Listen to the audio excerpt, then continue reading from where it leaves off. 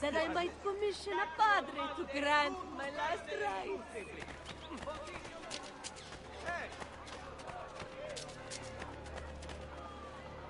My need is much greater than yours. Mestere, please, Soldi! Is it so? Yes! Stay already! Denari! I still think about the baby, you know. But that is a mother's...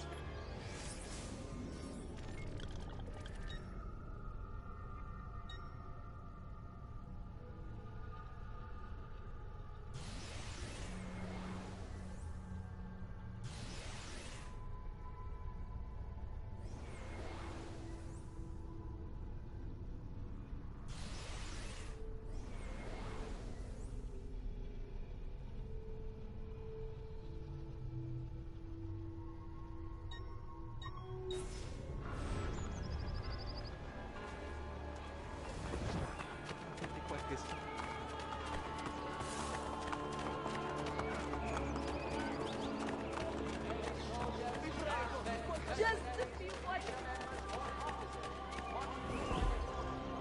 I got one of those Bastardi. How did your cugino's wife serve you?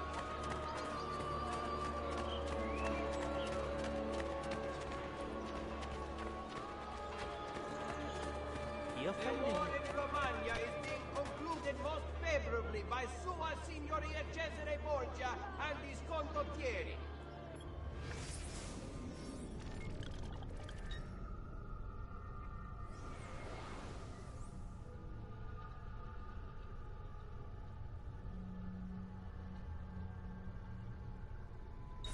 Its gains for the glory of the Mother Church continue to accrue. Hey, still across the road.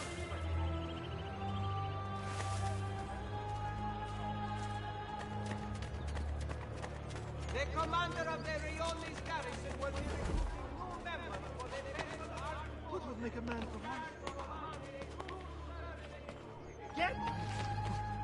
I can't see him anymore! Well, that's certainly not a common sight. Get him away!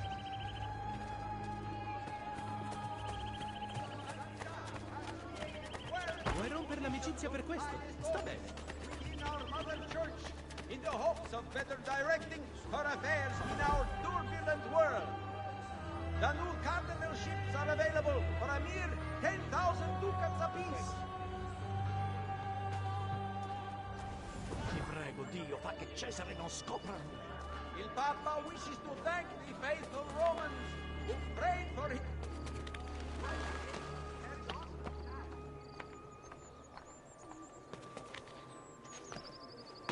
Il Santo Padre has granted new powers to those establishing trade in the New World.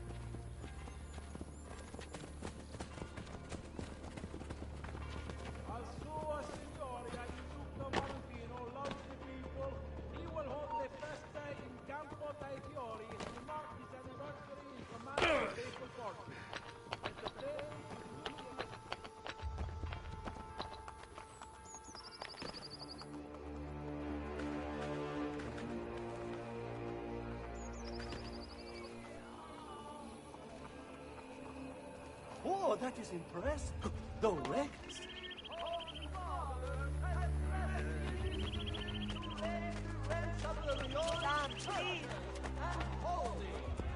At all times. One in the family still working.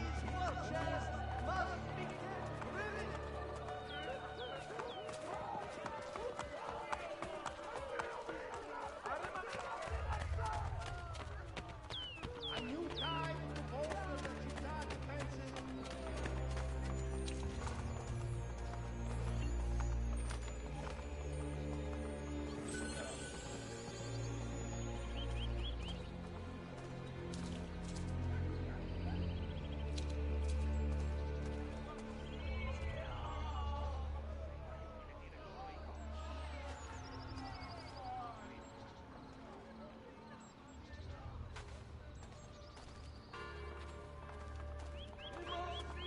Holy Father has blessed the initiative to raise the rents of the Lord.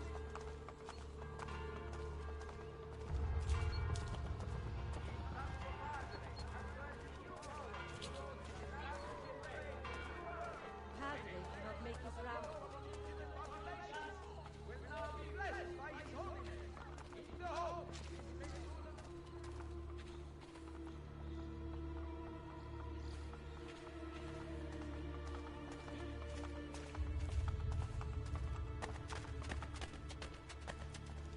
Facciamo un nuovo patto. Tu mi paghi e io non ti ammazzo. Whoa, it's a novel way to get about, I suppose. Do something about it. Toss a dwarf and call me Donna.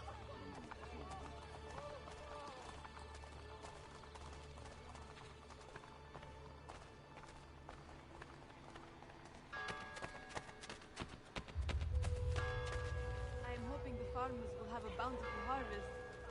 If I make the effort to beg.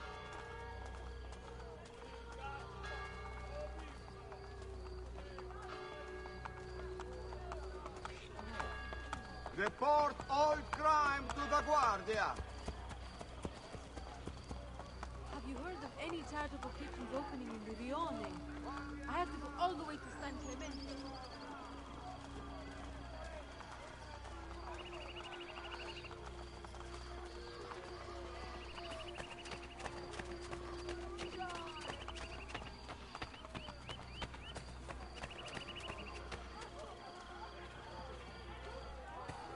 Vete un furino.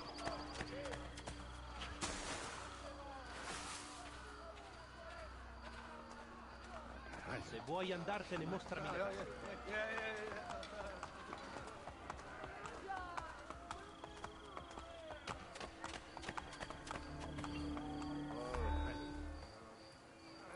Ezio, what a surprise to see you here.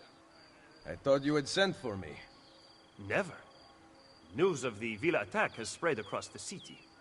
We were certain that you were dead. Not yet. I am still very much alive. The Borgia must not discover that you escaped them.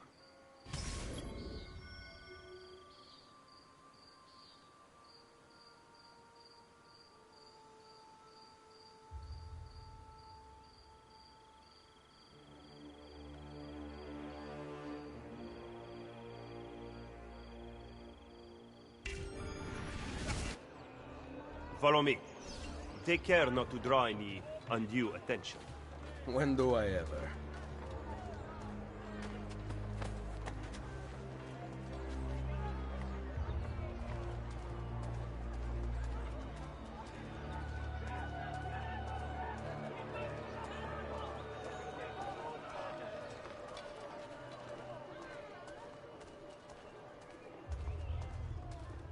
You would be wise to purchase missing equipment. You will not live long in Roma without supplies. I have my blade. I'm only the hired. And the guards have their guns, courtesy of the Borgia. Fortunately, I can help you. Grazie. While you are in my debt, perhaps you will listen to reason. As soon as I hear some, I will let you know. I also also make a wide selection of decorative scrollworks for balconies, porticos, or anywhere else at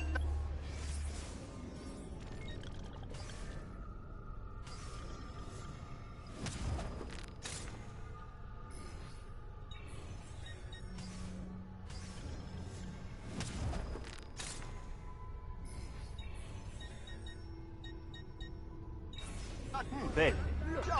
Now you can survive the journey back to Firenze. Perhaps.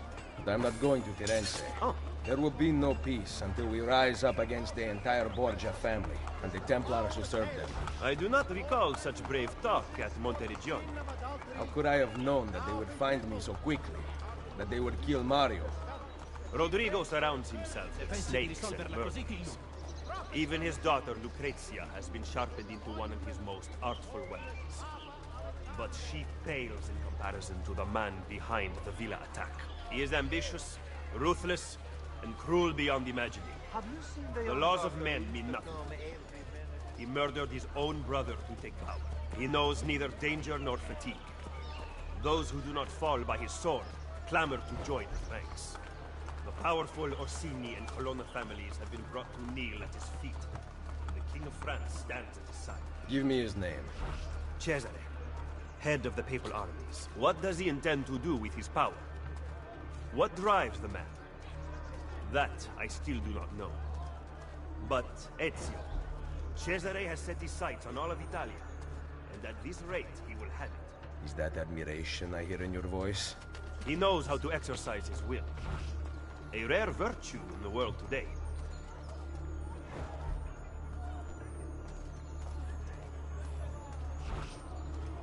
I had to leave the house. She started yelling again. I understand.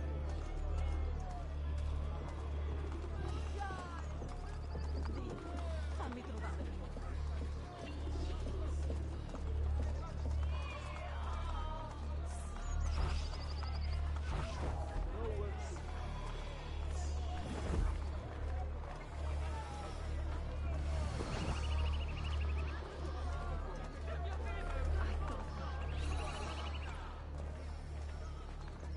Should we not travel by horse? Roma is quite large. As Cesare's conquests in Romagna continue to succeed, and the Borgia grow in power, they have taken desirable areas of the city for themselves. We cannot use the stables here. Oh, the will of the Borgia is law now? What are you implying, Ezio? Do not play dumb with me, Machiavelli. Do you have some kind of plan? I am improvising. Vi prego, messere.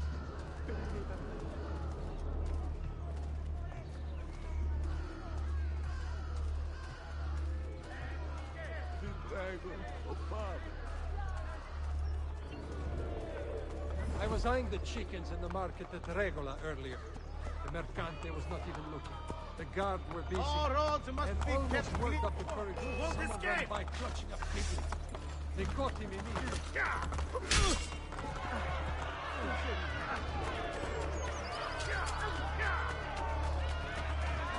Escape.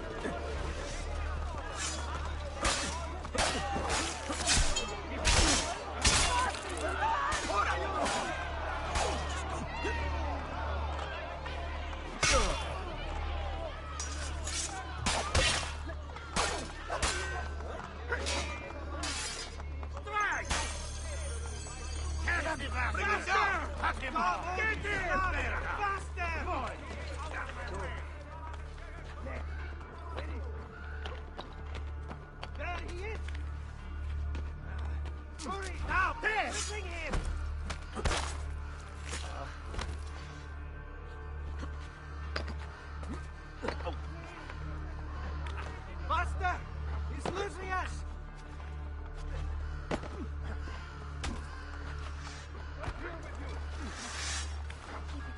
Right! Spear! Come on, you lazy dogs! We will have got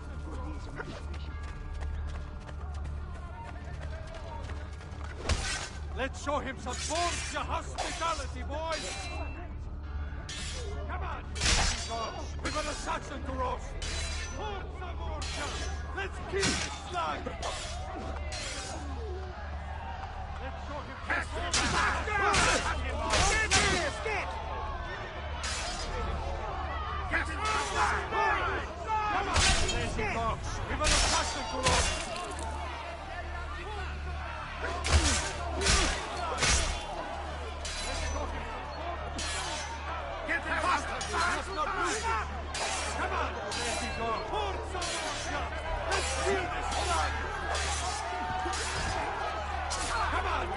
dog! We've got a Saxon to roast! Come on, you lazy dog! We've got a Saxon to roast! Let's show him some Borgia hospitality, boys! Forza Borgia!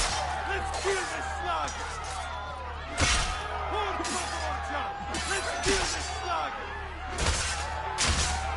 Come on, you lazy dog! We've got a Saxon to roast!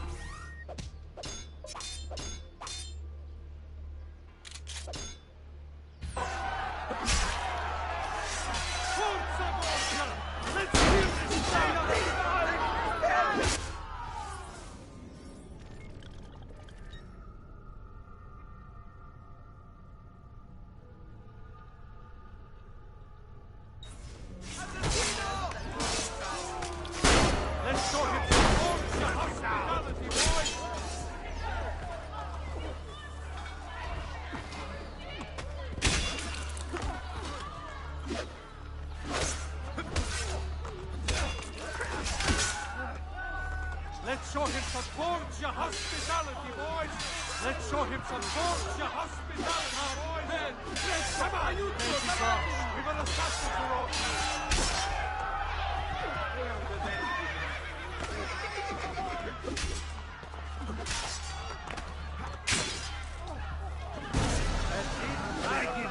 I won't do it before I got to it.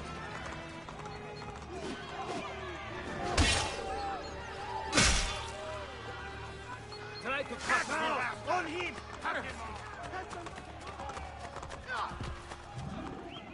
Just because you kill a few guards does not mean the people will grant access to the stables. You are right. We need to send a signal. Wait here.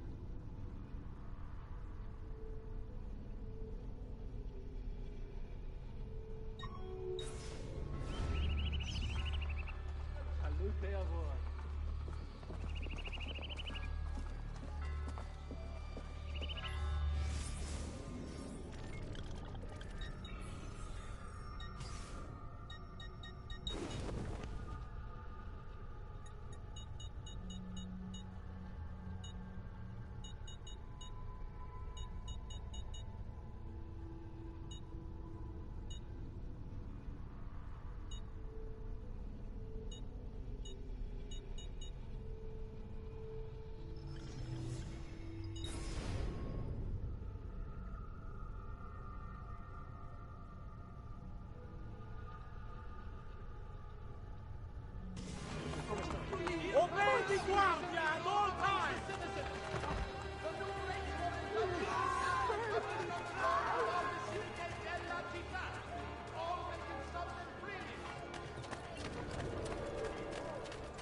Hold a moment! You won't get away! Dannato! Getting away! Ah! I see him! There!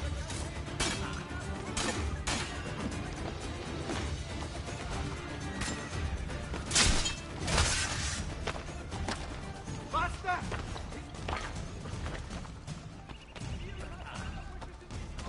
Ah! I see him! Ah! Now you die! Basta! He's losing us!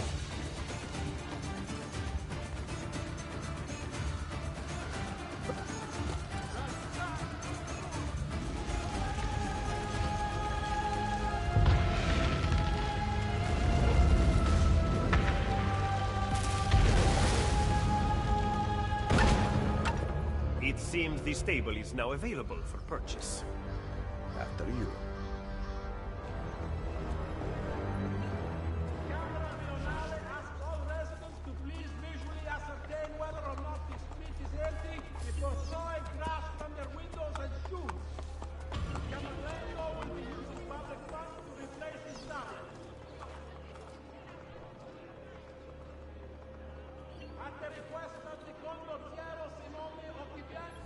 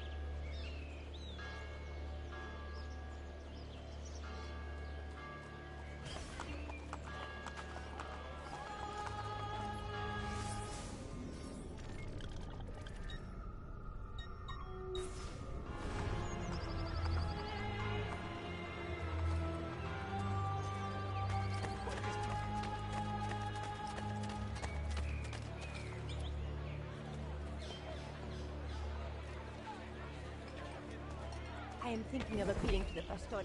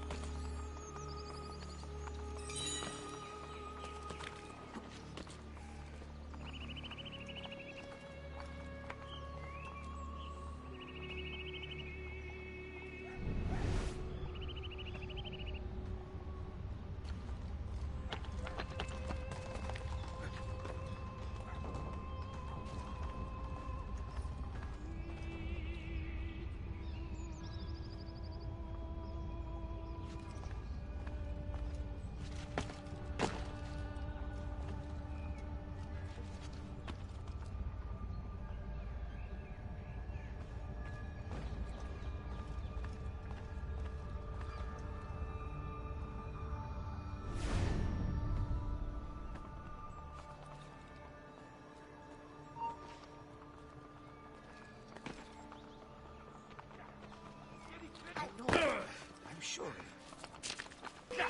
He's getting clear! There! On him!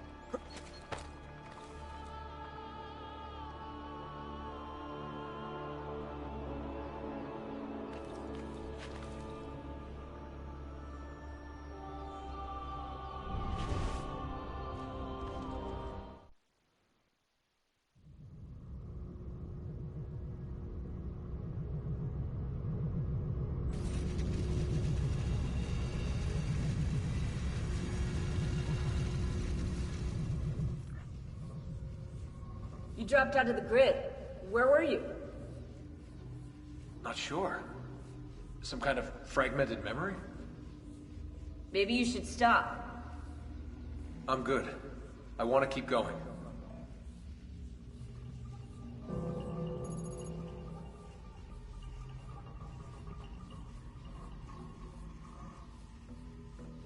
Loading.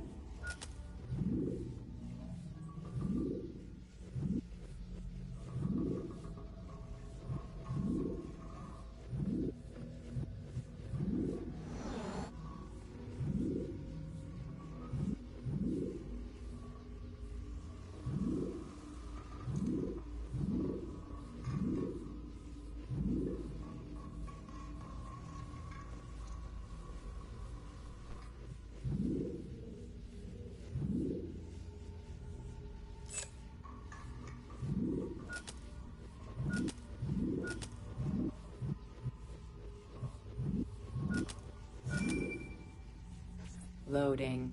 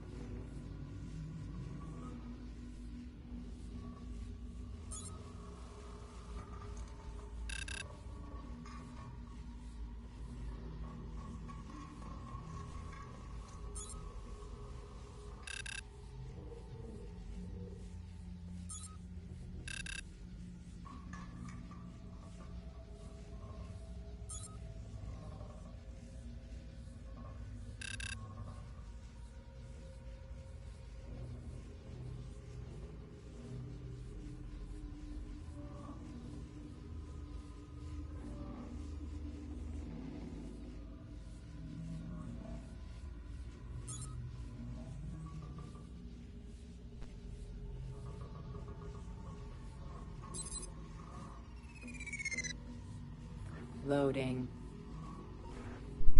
Some bullshit.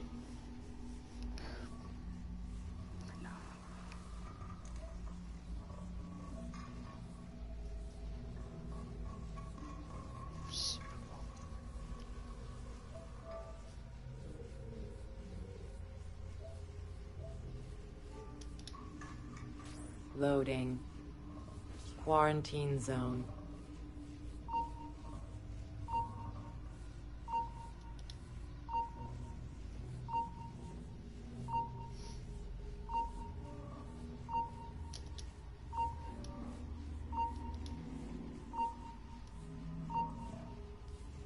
I think you have to make them match up with each other.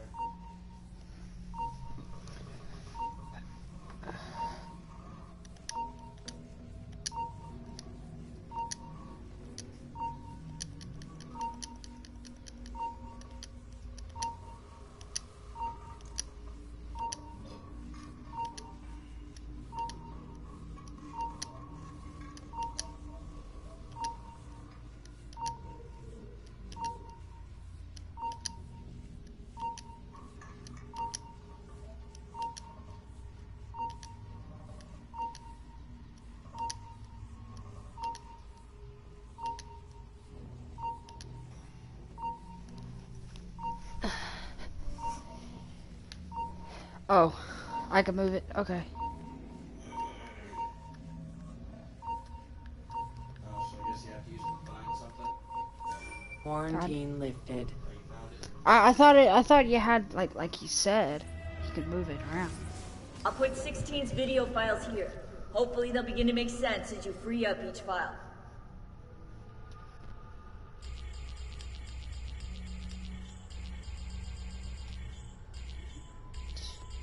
One, 2, 3, 4, 5. Oh, number 10 this time. I don't got 12.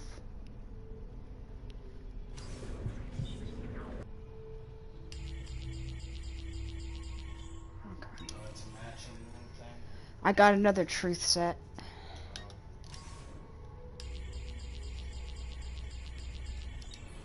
What does it just tell you, reveal more about the story?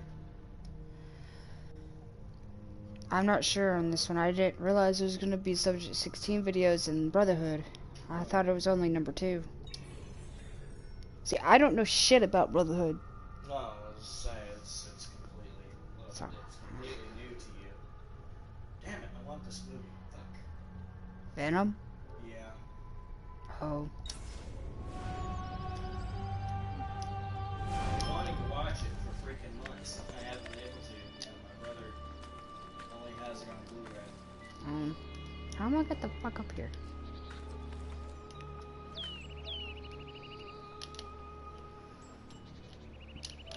I guess it's too high.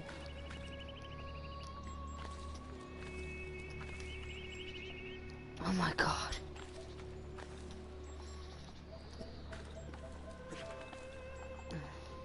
They really want to piss me off.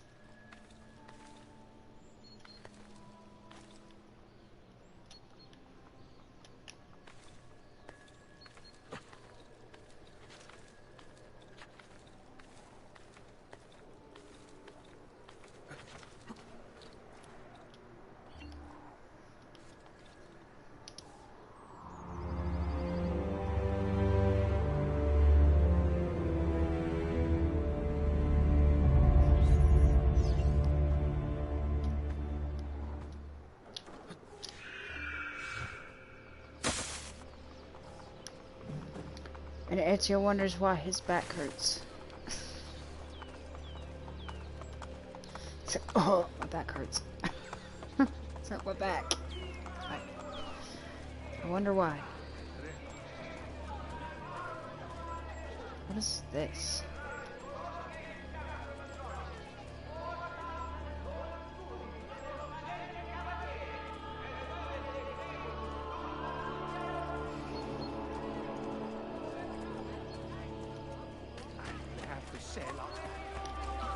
Anybody watching is like, oh man, the bits are not even that hot, it's fake, or it's a plant, that's how they get the people to come on the show. Right. No, this is burning. This it hurts.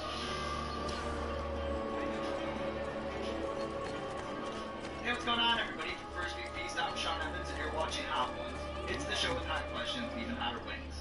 And today I'm joined by the fluffy guy himself, Gabriel Iglesias, the hottest one. Yes. He's been a fixture in the stand-up comedy game for 20 years strong, a producer, actor, and a man of 1,000 voices. But how will he fare to dance against the hot sauce devil? We'll find out today, Gabriel. Welcome to the show. Thank you. How are you with hot food? You know what? I like to taste the food. Every now and then I feel the need for a little spice.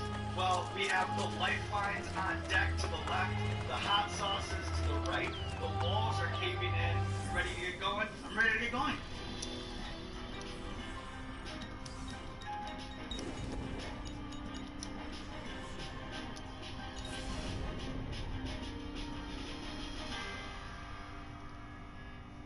Okay, so this is a humble house. Out of San Antonio. I know that holds a special place. Okay, very much so. 2-1 up. Let's do it.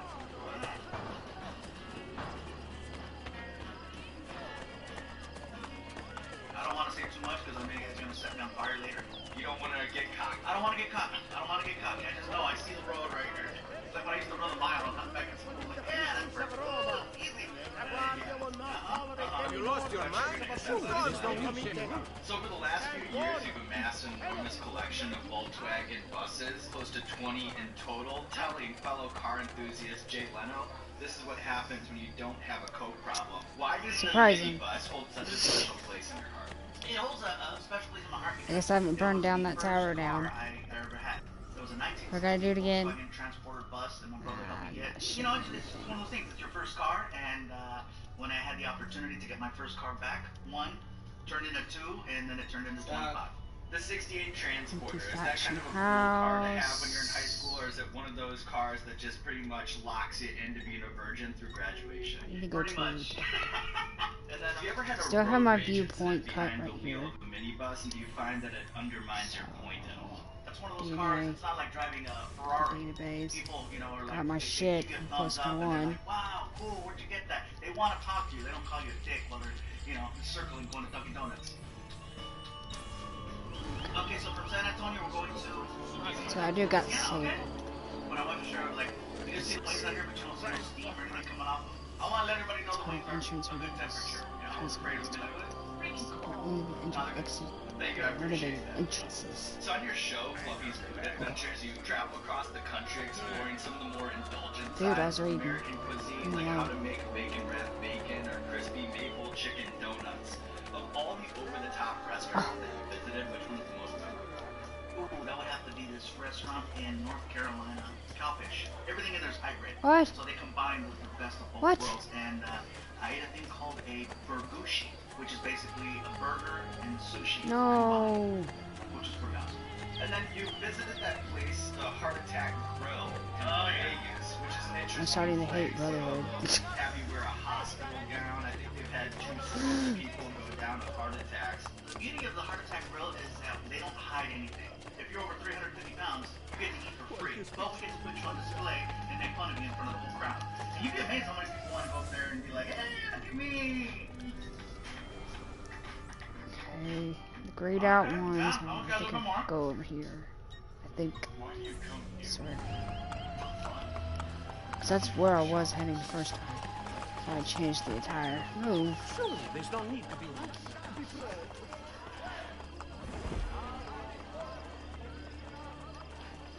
Question. Sure. Can I give you a hard time if you don't finish the week? I think that most people are. You're talking about the hell, bro. That's what I'm saying.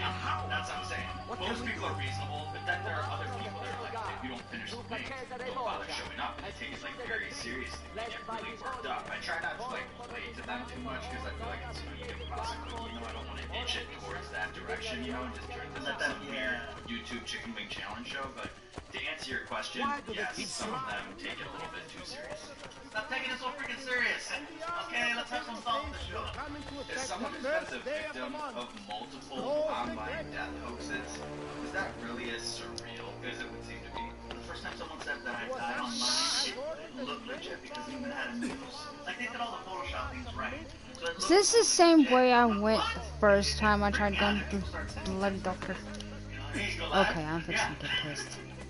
Now that you know the inner workings of a fake death, have you ever thought about masterminding your own and to what end? You know, the thought was there. Okay, I mean, this game's about to have issues. Everything that was happening around in my life and my career, where I was like, man, I wish we could just get away. You know, there was a little fantasy like, man, it would be cool to fake my own death, but you know, then you're an asshole when you come back. You know what I mean? We thought you were dead, and like, no, we wish you really were. I definitely taste the difference from this one and the last one. It's still in a manageable place. I know that fans that were bringing you chocolate cake for so long. What's the next most popular item your fans do? Racist gift baskets. Oh, okay. I told a joke many years ago about a friend of mine named G. Riley and how God, I'm fresh cut racist today. Fried chicken, watermelon, you know, malt liquor. I mean, it was totally freaking, like, we went off the deep end with it. Before I knew it, people started bringing me Mexican racist gift baskets. Let me get my shit. Sauce, yes. Candles with the Virgin Mary, mazapanes, freaking Vicente Fernandez CDs, Mexicanos. One guy brought me an application for U.S. citizenship. The best one was a guy gave me a lawnmower, a straight up lawnmower, and he's like, "Yeah, this guy this right here for you, man." I'm like, "That's a nice lawnmower," and then I kept it, and he got mad that I kept it. I could trade. I could trade. I could trade in this one. What's the most difficult thing about touring with Move. Stronger already. Whenever I gotta go to work, I have to leave them in the green. Thanks, dude. Like right now, my dogs are currently in the green. We're hosting your dogs. Run, You're hosting freaking my dogs right now, so thank you. halfway across Rome. Well, pretty much across Rome. Here we go. Get fucking medicine. Oh my god. I'm not used to being like this.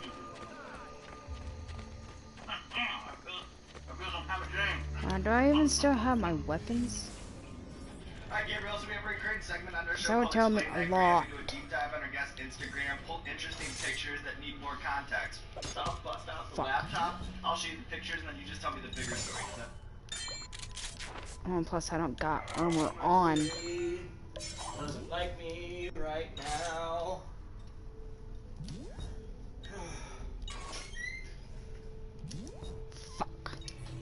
I think I ate too much too fast because my tummy don't like me right now. Oh. Oh shit.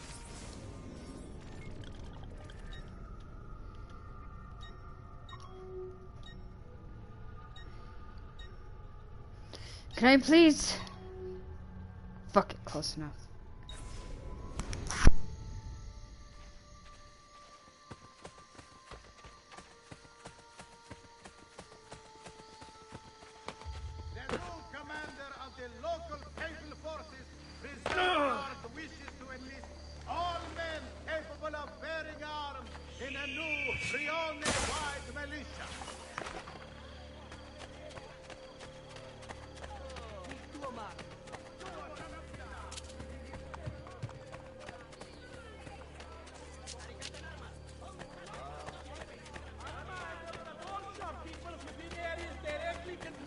Papal forces must have prior approval to operate. Failure to comply with the result. My need is much greater than yours. By the Virgin is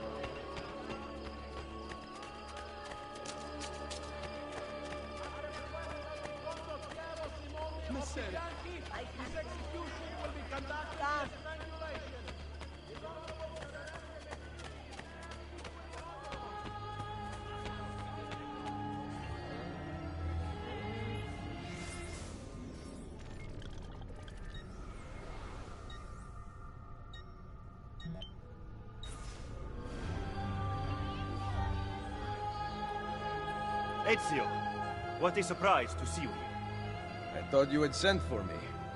Never. News of the Villa attack has spread across the city. We were certain that you were dead. Not yet. I am still very much alive. The Borgia must not discover that you escaped them.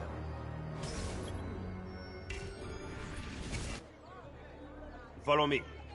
Take care not to draw any undue attention. When do I ever?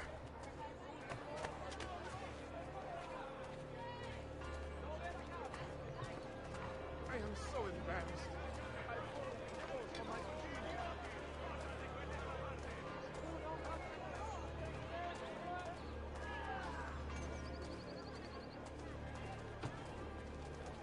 You would be wise to purchase missing equipment.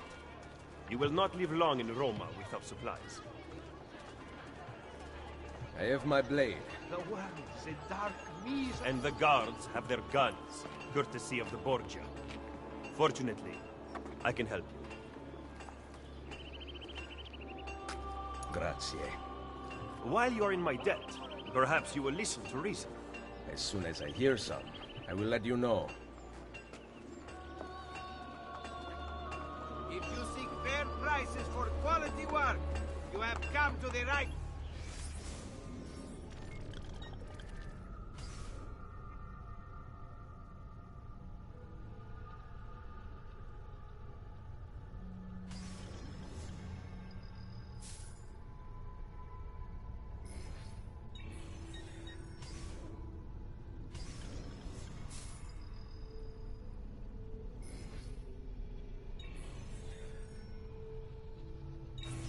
Tell your friends about me. Then, now you can survive the journey back to Firenze.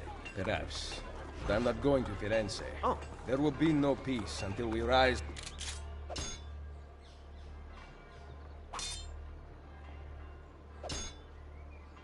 up against the entire Borgia family and the Templars who serve them. I do not recall such brave talk at Monteriggioni.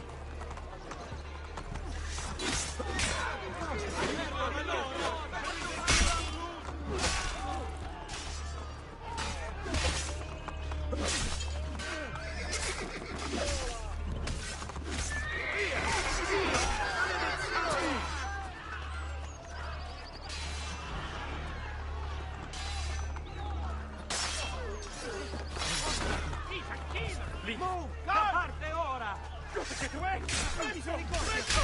Please, don't kill me! Nowhere to run now,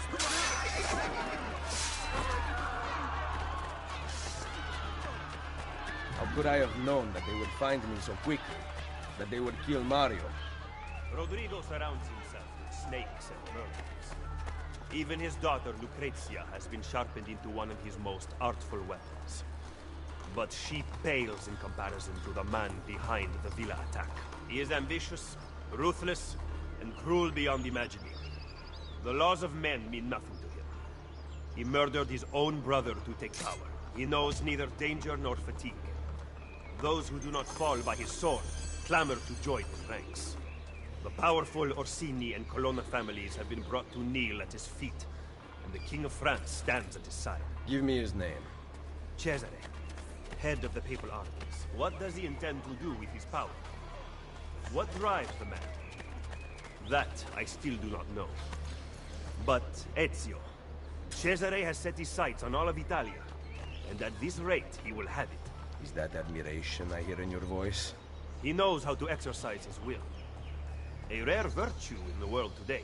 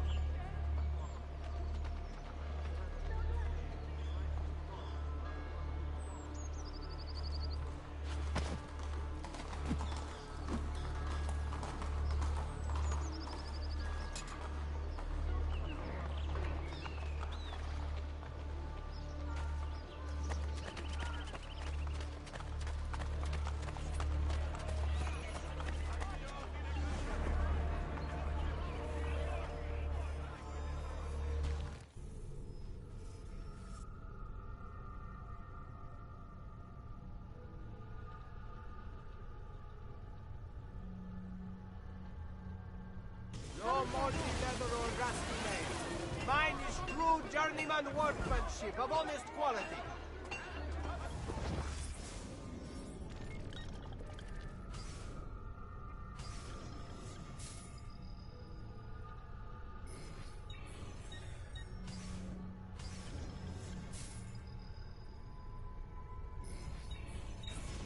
Then, now you can survive the journey back to Firenze. Perhaps. But I'm not going to Firenze. Oh. There will be no peace until we rise up against the entire Borgia family and the Templars who serve them. I do not recall such brave talk at Monteriggioni. How could I have known that they would find me so quickly? That they would kill Mario? Rodrigo surrounds himself with snakes and No, birds. first time I got Even his daughter, 50% Lucrezia, synchronization, and I one of want his most 100% artful weapons. synchronization. But she pales in comparison to the man behind the villa attack. He is ambitious, ruthless, And you get to replay cruel beyond memories. imagining. So, The laws of men mean nothing to him.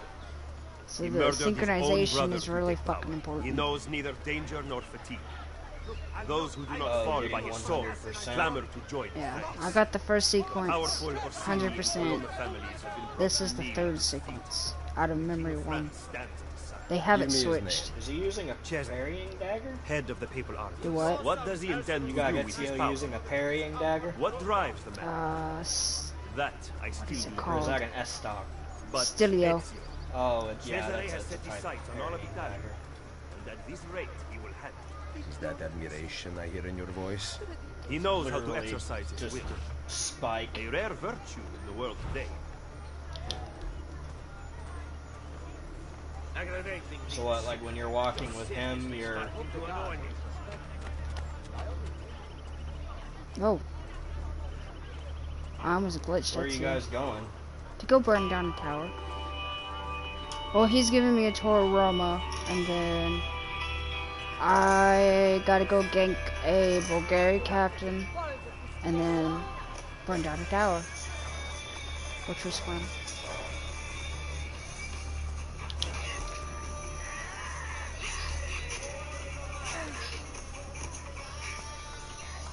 Now you're fixing Should we some. not travel by horse? Roma is quite large. As Cesare's conquests in Romagna continue to succeed, Roma's the quite Borgia large. grow in power.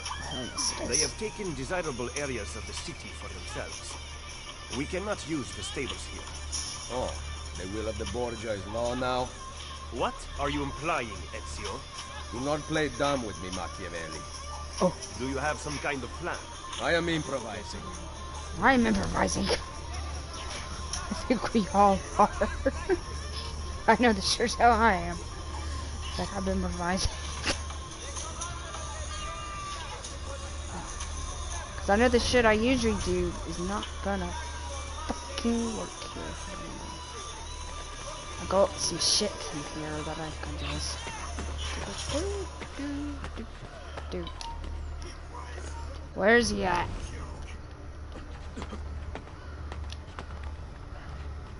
I'm not paid to chase shadows. I know.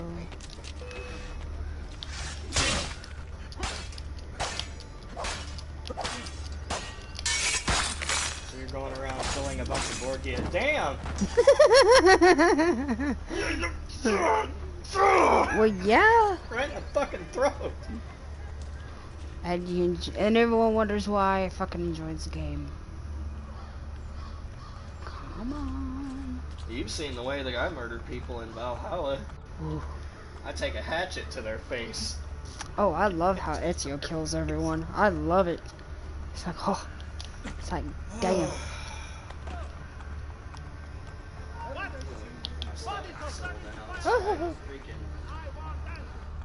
Alright, I gotta get out of Eagle Vision. I can't see shit. Okay. That's why I like Odin Vision. It doesn't obstruct your vision. What? Oh no! I had to throw him. I killed him though. Fuck it. I killed him. Fuck this. Whatever. Fuck it. Oh no. Just because you kill a few guards does not mean the people will grant access to Just the state. because I kill a few guards. We need to send a signal. What? Wait here. Yay! Get to burn some. Get to burn it out. Ooh.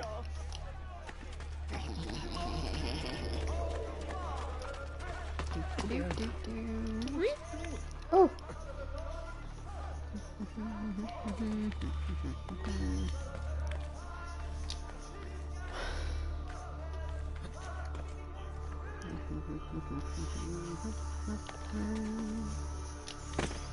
Oh, Etsy, don't. Etsy. All right, old man, stop it.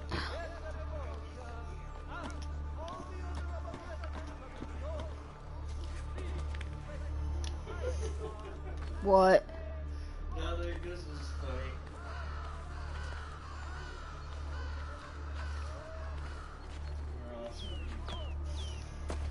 Damn it, this is a viewpoint too. Shit. Oh well. Oh well. What?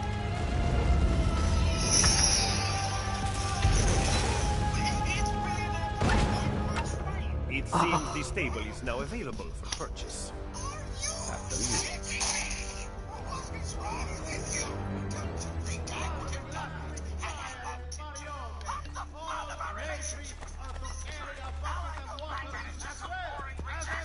Our relationship.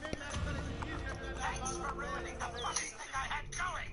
Now I don't even feel like torturing him. Sorry, I thought it might be the kind of thing What? Harley would do. I don't care about Harley. I'm sorry, look, I must have misread the situation when you kept saying her name and reminiscing about all your I am so fucking confused. What's going on? I don't do shit anymore.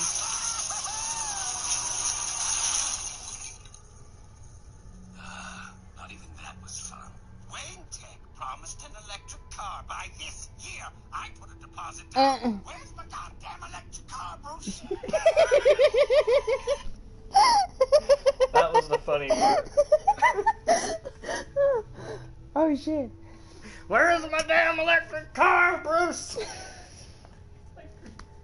Well, okay. The Joker's pissed at me now. No, he was pissed at freaking Scarecrow because he didn't want him unmasked. He was mad at Bruce though because he apparently promised an electric car and didn't deliver.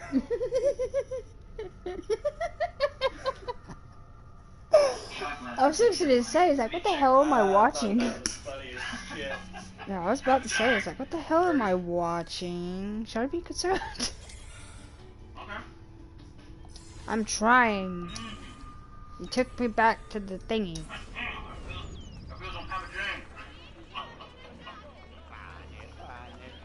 What the fuck? Did you start me over again? Interesting pictures that need more Oh. I'll bust out the laptop. I'll show you the pictures and then you just tell me the bigger story. Does that sound good? That sounds good. Sit in different spots. So. Stone Cold Steve Austin. That was awesome. Thank God. My favorite wrestler of all time. When I got to do his podcast. Oh. I didn't want to show up empty-handed, so I came in with a couple bottles. A bottle of Jack and a bottle of tequila and some wussy shot glasses. He checked me on the shot Renovate. glasses. Pouring over, drinking out of his personal skull shot glasses. I manned up a little bit that day, and it was pretty awesome. This is interesting. Jay and Papa John. Yeah, we taped an episode of Leno's Garage, and he showed up at the door with Papa John. He had his own, like, Papa John carts. And so the Wait, I gotta. pizza carts. Like, hey man, how's it going? Papa John, here, have a pizza cart. And I go, just one, because I saw the stack he had. Oh, that's what it I meant. can afford pizza, but I'm still getting it. So when I looked at the stack, I'm like, maybe one more. And he handed me the whole stack of Papa John cookies. Yeah. So, thank you, Papa John. Oh, that's cool. I can whistle. Oh, is he not bugged anymore? Oh, yeah. Wow. Okay. I can officially say that now. Hey, what is the matter with you? And yet you said Edward was the only assassin that could whistle. Ezio can too. Except mine's for a horse though. To excel at opening wounds, Ezio. Can you also close them? I intend to heal the sickness, not treat its symptoms. Stop sparring with me. Fine. Let us talk openly then. Rodrigo Borgia's death would not have solved anything. I am inclined to disagree. Look at this city, the center of Borgia and Templar rule. Killing one man will not change things. We need to take away the source of the power. Are you suggesting we appeal to the people? Maybe. Relying on the people is like building on the center. You are wrong. Our belief in humanity rests at the heart of the Assassin Brotherhood. He must be from your inner circle. Go, get back what you have stolen. Very convenient. Very convenient. I will wait at the Campidoglio. I am meeting a contact there. Give me back my money! Ribbage! It doesn't sound very written. Come back here! Try new Dawson. Got another. Hey! Shit. You are making a big mistake! Alright, here we go. So, Dawson's hot sauce. So let me guess. You call yourself all the way up to the background. Yeah, I think I have. So it comes to voice acting. I hate having to tackle people. I really do. When is the last time you used one of these voices? Got it. Get out before I regret sparing your life. Hey! You ass! Look here. Ugh. And then it ended like a girl. And then I get to the drive-thru and of course they see that it's just me in the car. Shit. Oh, fuck off. God damn.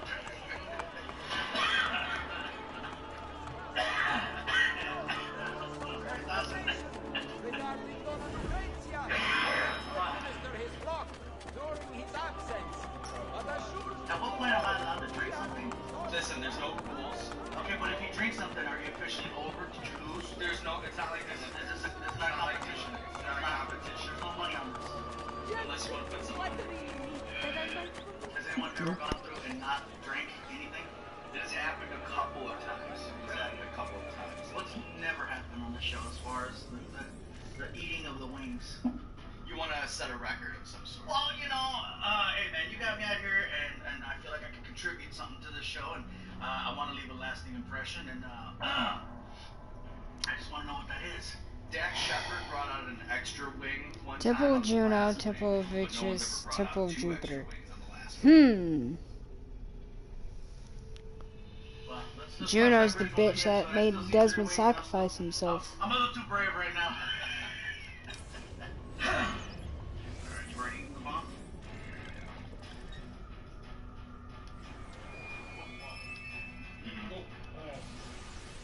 I am not used to it being this zoomed in. Wow.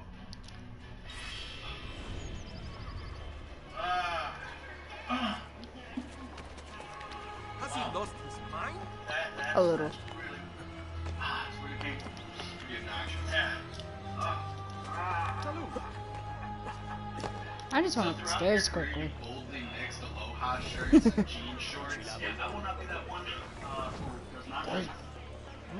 You read one report? You have what, like 700 Hawaiian shirts? Another one. I think it's I think it's closer to 50 now. All you motherfuckers. Yeah, it's about 50. Closer to 50. What do you think about high-end? Then why is it there? Hawaiian shirts. Like, would you pay $920 for a Louis Vuitton Hawaiian shirt? Never. That would not feel right. I guarantee you, Louis Vuitton don't care about big people. Okay. What about couples wearing matching Hold on, man. shirts? Do you give that a pass? Later. Does that make one of you? I gotta go find. Depends on how old they were. If we're in Hawaii together, I guess it's cute. If you're not in Hawaii. Fascinating stuff. Can I just Oh, face to face with the cross. Get Minerva say to avoid the cross. It's a plan. That's how they get the people to come on the show. No, this is burning. This is Can't do the grass shit anymore. Mad Dog 357. This is freaky. It's got a bullet. The sauce is very hot. That's all it says. It just repeats itself. Almost like a don't do it type of thing. So this thing is a 25-year anniversary. It's been setting people on fire for 25 years. Real longevity in the game. How you feeling? I'm hurting. I see the finish line now. There it is, warrior spirit.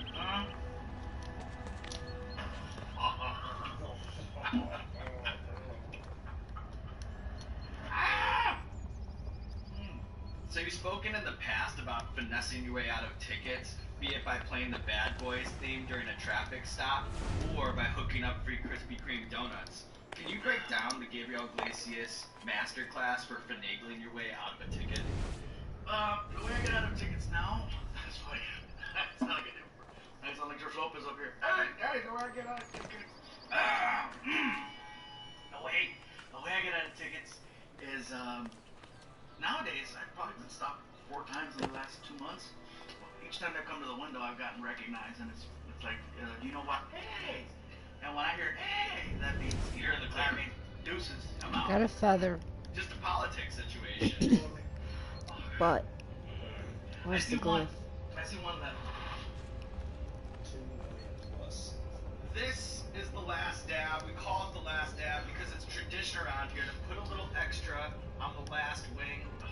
You don't have to if you don't want to. Alright, so the last dab. How much did you put? Right there. And I would like to point out to the viewer at home, this is textbook right here. This is as pretty and perfect last dab as I've ever put on a wing. So if you're ever wondering, what's a dab? What's a dab? What's a dab? That's pretty good, right? That's even better. It's a good dab. This is a real dream team Olympics type of last dab situation. Alright, bro. Cheers, my man. See you on the other side. See you on the other side.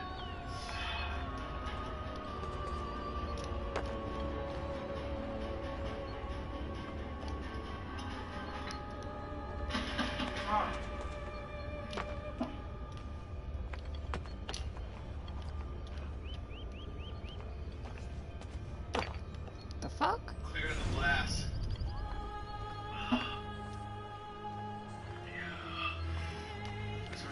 Alright, Gabriel Iglesias, here we are at the finish line. I know that you're a huge wrestling fan. Some might say an obsessive. So here's what we're gonna do. We're gonna put 30 seconds on the clock. I have a bunch of catchphrases from famous wrestlers. I'll hit you with them. See how many you can match to the wrestler. Does that sound good? That sounds good. Alright. The best there is, the best there was, the best there ever will be. Red hit man hard. Bang bang, have a nice day. Mankind. I'm straight edge, which means I'm better than you. Let's see a book. What a slobber knocker. GR. Whoa! Ric Flair. Hello, ladies. Oh, penis. I'm a tower of power, too sweet to be sour. I'm a tower of power. I almost sound like that for real. Alright, next one. That's an order, maggot. It's hard to slaughter. Give me a hell yeah. Give me a hell yeah. Freaking, Stone Cold. Now can you take that, sucker? Damn it. Booker T. Booker T. Booker T. Ding, ding, ding, ding, ding. Look at you, Gabriel Iglesias. Even with the last dab, the bomb, Mad Dog coursing through you, still reaching in and naming some catchphrases, knocking down wings, cleaning bones. So impressive from this side of the table. Now there's nothing left to do but roll out the red carpet for you. This camera, and this camera. Let the people know what you have going on here. Oh, right now, there's a lot of stuff going on in my life. Right now, I sound like I got a lot going on in my life right now. I got my new tour. It's called One Show Fits All. Get your tickets at fluffyguy.com. Black is not a monolithic experience. There's so many different ways that you can represent yourself and still feel proud to be black.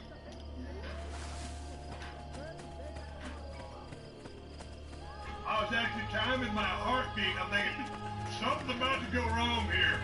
You know, my heartbeat hits about 150, something's wrong. Well, aren't These you aren't laced with amphetamines, are they? No.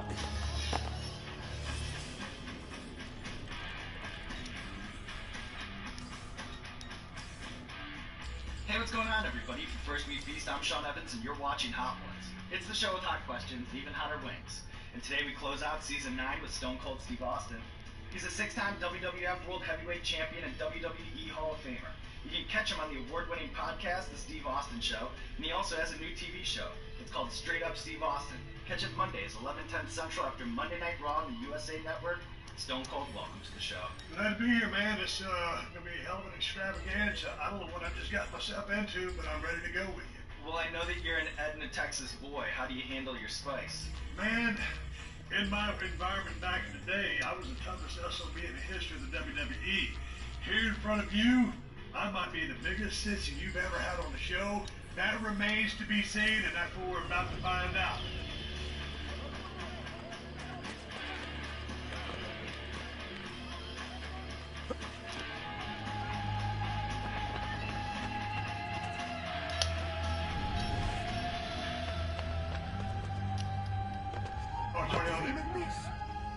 Hi.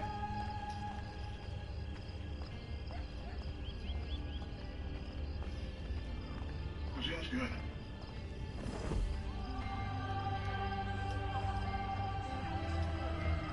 So, as a show that forces scorching hot chicken wings on our guests, we're super interested in this movement towards experiential celebrity interviews. Do you think all those years clicking with wrestlers in the ring, do you think that gives you an advantage when it comes to building chemistry with a TV show or podcast? Damn, I got shot. I'm getting shot. He's crazy. He's always mad. He drinks a lot. But I enjoy meeting people. I enjoy talking to people. And I'm curious by nature. The more you do something, the better you get at it. So I'm hoping this season gets on so I can apply what I've learned this season into another season. Keep going from there. But I don't think being a WWE superstar necessarily, made me a natural at it.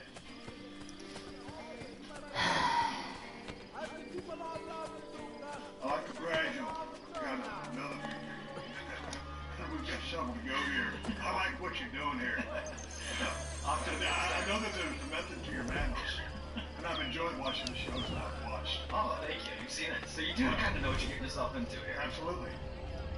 So, being a global icon and a national treasure, the mythology around Stone Cold Steve Austin, it's so vast, so I think that it's only right, early on in the interview, that we clear the air on some of the lore surrounding the Texas rattlesnake. Fact or fiction, before you decided on Stone Cold, the WWF gave you a list of possible nicknames that included Fang McFrost, Chili McFreeze, and Otto Von Ruthless. True. This is way back in the day. I was living on 10 acres in a log cabin outside Georgia, and I was watching a special on HBO about Richard McClincy, who was a serial killer. He was a hitman. And I'm not endorsing anything he did, but he was this ruthless individual. So I said, okay, there's some traits there that would make a good villain in the squared circle. So I pitched the idea to the office, and the Iceman had already been done on a local level down in Dallas by Iceman King Parsons, so we didn't want to go down that road. And so based on, my concept that I gave them, they pitched me temperature-based names. It wasn't about being temperature-based, it's cold-blooded, like mean, remorseless, ruthless. And so I was like, you gotta be kidding me. This is a creative genius, it's WWE. I mean, they're supposed to make anybody and everybody and turn them into a superstar. So the names were absolutely ridiculous. And I could not believe that was the best that they came up with. Is there any truth to the rumor that 100+ beers were consumed during that beer bash in Japan with Stacy Keibler and the Dudleys? That is true. Now, actually, all the way consumed 12-ounce portions, I don't know. But still, I added about 128. I think it's still a record. But you come out of a session like that, and like people say, hey man, you wasted most of that damn beer. That's the showbiz part of it. If I was just to sip it all and just drink it all, it'd be a horrible visual. So you got to get something on you. But I'll tell you, there's been, I don't know how many times I would come out of that ring and you leave with a buzz. Yeah. Because you go in there with an empty belly, and because of all that beer, you're going to get a buzz. Fact or fiction, you and Booker T caused $10,000 worth of damage to a grocery store brawl. That is indeed what I heard the total damage was. I believe that was called the Green Frog. I think it was in Fresno, California, if I'm not mistaken. I think the store closed down after, not because of that, but after that. And we had an absolute blast. Booker and I have always had a chemistry going back from our days in Atlanta when we both worked for WCW. He's one of the funniest guys I know, and I just had him on my podcast, as a matter of fact. But yeah, $10,000 worth of damage was the sum total. Fact or fiction, you let the caboose loose while wrestling Yokozuna in South Africa. Had to. And a lot of times when you do international travel, and there's a dietary change, things happen. And man, he was weighing, 600 pounds at the time. And when he picked me up and slammed me, things happened. Something went south. And luckily I was wearing black trunks. And Yoko was so cool, he's no longer with us. God rest his soul. But I was laying there on the mat, I just cracked my trunks, and I looked at him, I said, let's go home. Go home is Russell speak for let's do the finish and get out of here. And he God, the other guards and goddamn and we did the finish, I got beat. Bennett's and all of them. Shower. Guards here a lot more pissier. Like, I don't want to be level 3 to be the one that makes me have a Yokozuna moment here on your show. It's a season finale, but what a finish it would be. That Stone Cold out here, he shit himself. What's our language parameters? You can go Stone Cold Unleashed here. Okay, I don't want to go crazy. This is starting to get a little out there. I think I put a tongue on that one. And I know that you were a driver's ed teacher as a senior at North Texas. Do you have a biggest driving pet peeve? People don't use the blinkers. Number one, use your effing blinkers, please. I mean, and it's like, if someone's driving a car through a bad shape, you think, okay, well, shit, the blinkers just broke, or the light doesn't work. But then if it's someone in a real nice car, like a Mercedes or BMW, they think, oh, it's just an asshole. Watch, I probably overlooked the bitch. He doesn't have to use his blinkers. But that's my number one pet so peeve. fucking Use your weird. effing blinkers. Because this better not be another one where it's hiding underneath something like that one in the fucking bridge. Fucking minutes. It's like, seriously, we're hiding under a bridge the whole fucking time. And we're now based out of Nevada. Of course, I'm now forced enough to be driving Kawasaki mules. I had to accidentally stumble across the bitch and find it. For some reason, and we have a bunch of cats. Anybody in South Texas or in the remote areas, I found a feather. I just can't find this fucking glyph. You go out there to fire your car, sometimes it won't fire, lights don't fire, so you always keep the hood up, you put steel wool in your tailpipes, you do the things you can do. Best thing is, buy cats. Protest from Stone Cold Steve Austin. Are you ready to move on to number 4? You're reading me, Emma. In your eyes, I can see it. Look at it, boy. You're just staring at him while he's taking a bite out of his wings. It's his first rodeo. This is gonna be the one that gets me. Oh.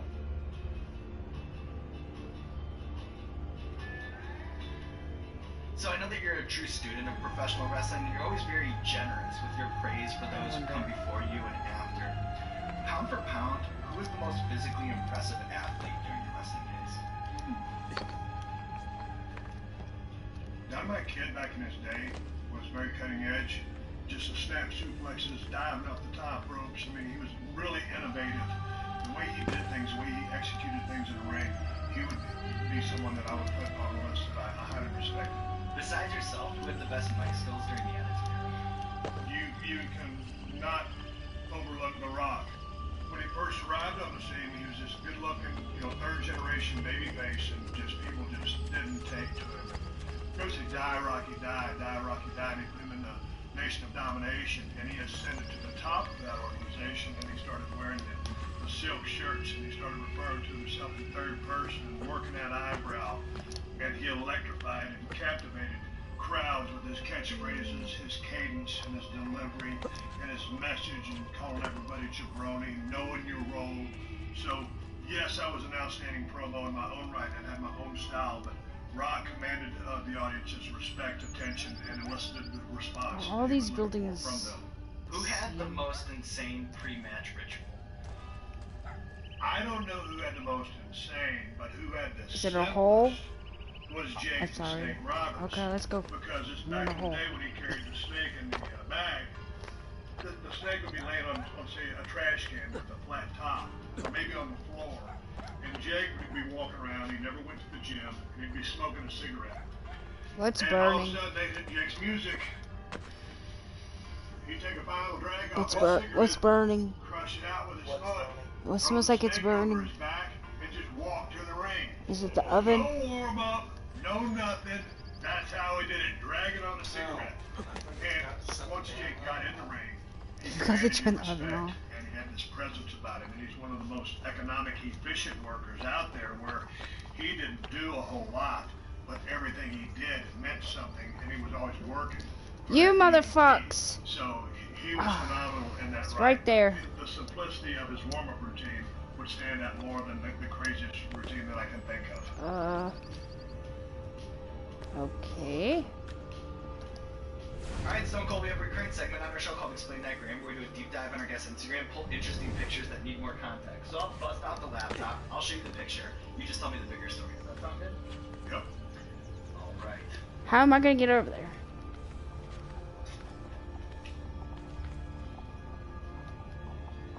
Here you are doing some work on the ranch. In all your years in ranching, have you ever flipped a tractor, been bitten by a snake? When you think about broken skulls, I think I can get to this one. Look at this! I won't be able to get to it. I can't get to it. The embankments are pretty damn steep. I used to work with the highway department when I was a kid.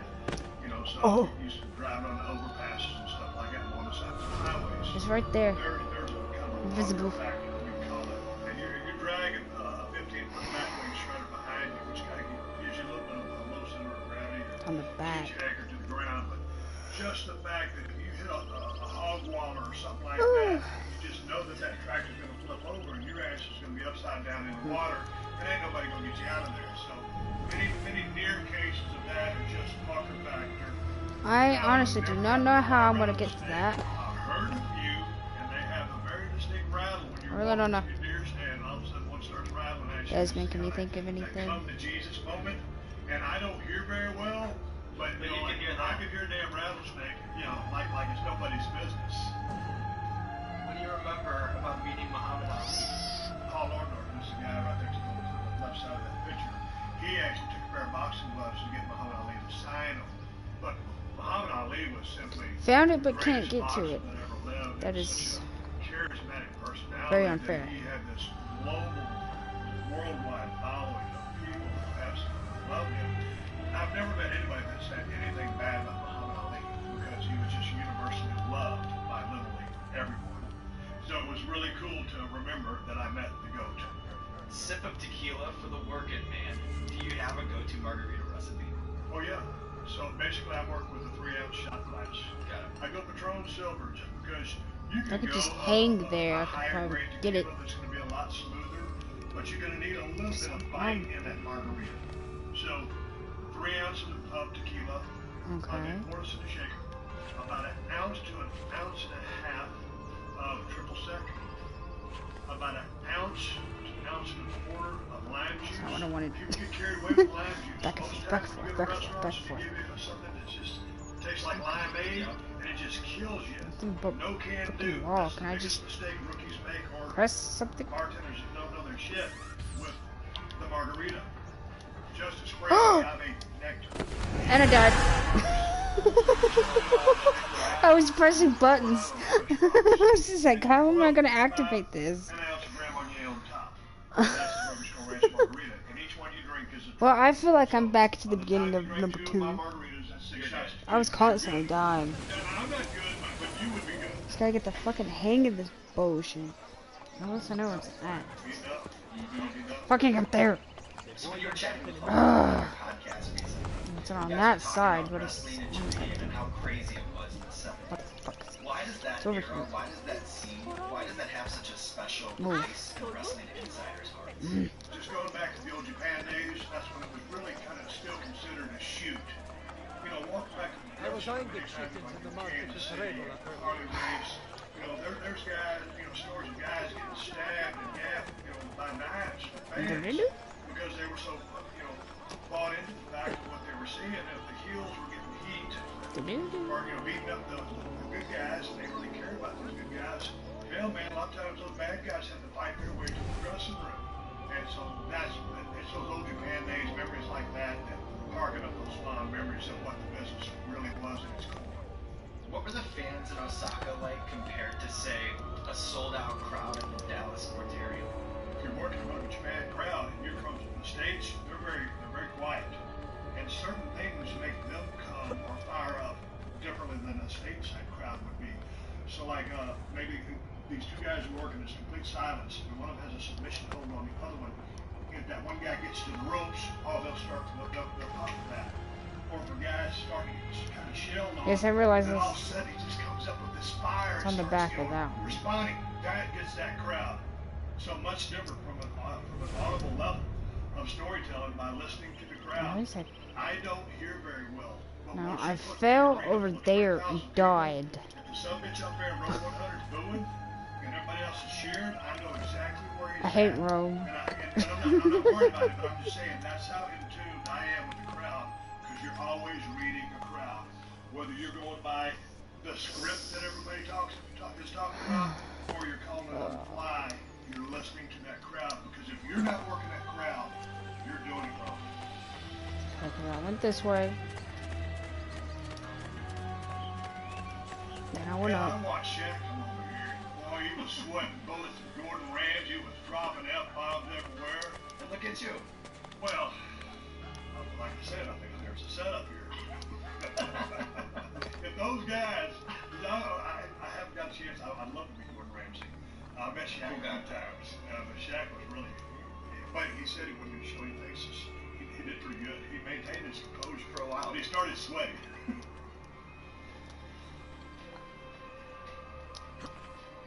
God damn it, I did it again. It's like people think I'm gonna say something profound here. I was actually timing my heartbeat. I'm thinking, something's about to go wrong here. You know, if my heartbeat hits about 150, something's wrong. Shower. Yeah, I'm changing I'm checking my biological I can't keep counting. Let's see. responses as you're sitting there looking at me. We've got them hooked up to the biometrics. Yeah, let's leave the animus. Yeah, that one's starting to get there. Yes. Yeah, that one's starting to get there. I know I can go one deeper. But that one, I'm feeling that one. Yeah. What you got for me? So as a guy who embraces the simple pleasures, but also has an appreciation for I the don't things that wanna are do badass, it. I know that you're very proud of the project you've done with House of Window Brewing Company, Broken Skull IPA. Are you of the belief that the beer you drink says something about the person? Yes, it does. And I stand by that beer. Okay, we're back to the main menu.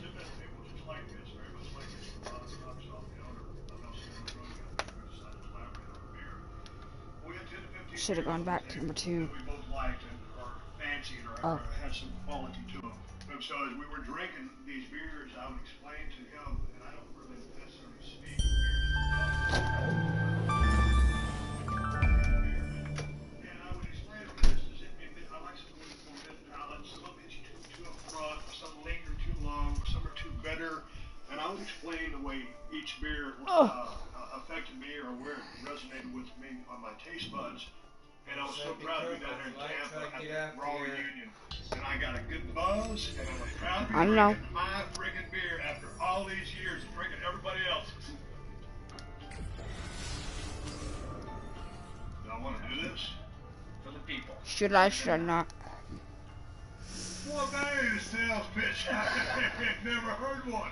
We got to do it for the people. We're in it together. We're in this together. Oh, Jesus. You should have been a wrestling promoter. I would love to do that. My damn nose is running. I haven't got it close to my mouth yet. How is it? Oh, man. My lungs are burning. I'll do it. Got to.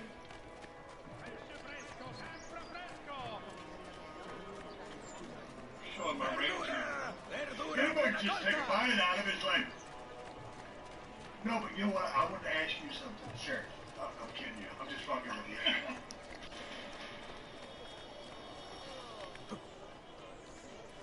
Timing my heart rate. You ever had anybody come out here and time my heart rate? You're the first one. Yeah, I'm 9 unique. seasons deep. You're the first I'm one. unique. Some people call me fucked up. I like to say unique. It sounds better. So, one of my favorite things about listening to the Steve Austin Show is hearing you and other wrestlers talk shop and trade war stories from your years in the business. And I've come to figure out that wrestling lingo is the best kind of lingo. What does color mean?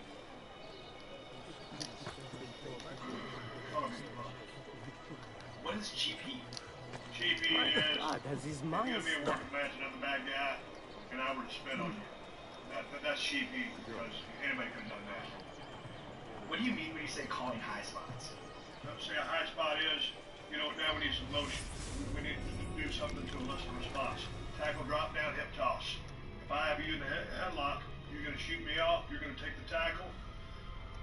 I'm going to run a rope, you'll drop down, I'm going to jump over you, and then you're going to hip toss me on the way back. So a high spot is movement within the match. What's a receipt? A receipt is, I'll give you a great story. If you lay something in too hard, then the other person has got to send you a receipt that says they do settle down. So anyway, a long time ago, I was working with the big boss man, I'm in Ray Trent. Athens. Ray Trent was about 6'6", 300 pounds. He was a former, prison guard, and that was his gimmick, big boss man. Damn. And Ray hit me with about 6 lefts.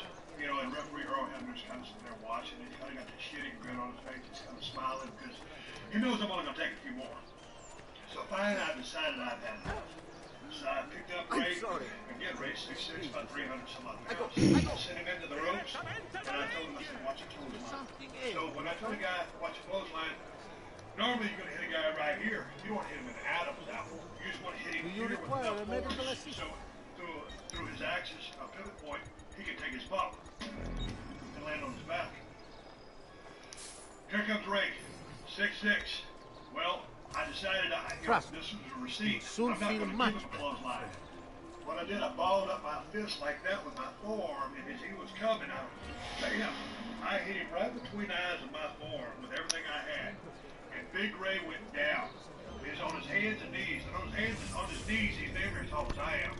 But he looked up at me like this, and it was almost like a Saturday morning cartoon with stars going around his head like this. And he had this smile on his face because he knew he fucked up. And he goes, okay. And he recognized the fact that I gave him a receipt, and he didn't tee off on me for the rest of the night. All right, Stone Cold. Hold on. Goddamn heart rate's about 130. My name is Desmond Miles. I'm a prisoner of war.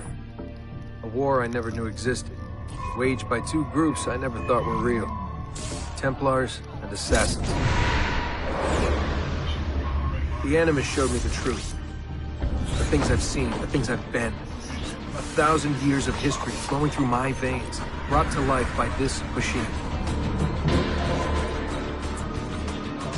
They're using me to search for something.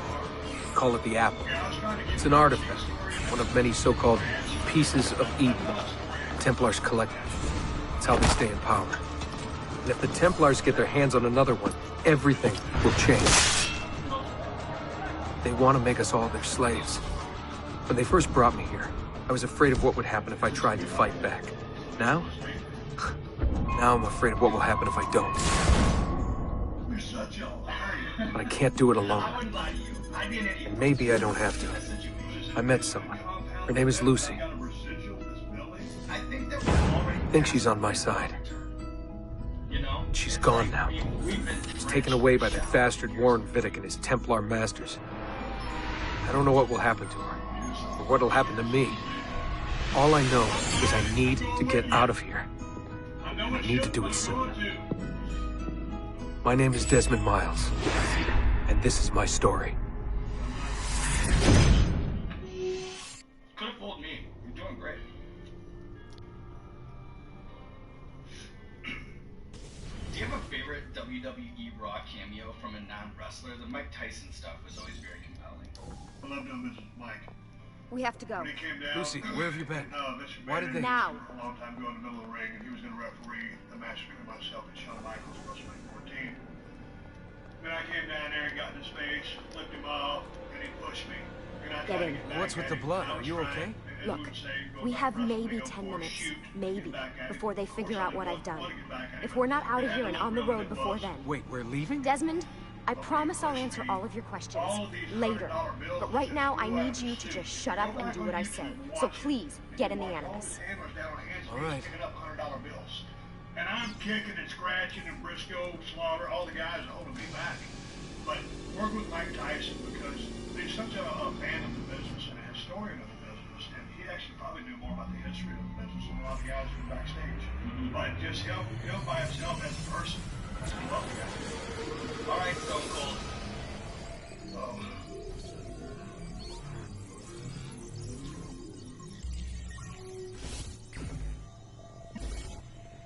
the last dab. We call it the last dab because it's tradition around here to put a little extra on the last wing.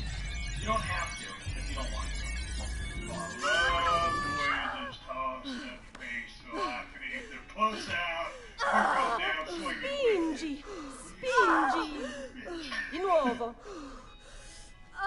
There you go. Sì, sì, brava! Yes. I know what I'm about to get myself into. Well, it's describe death to me.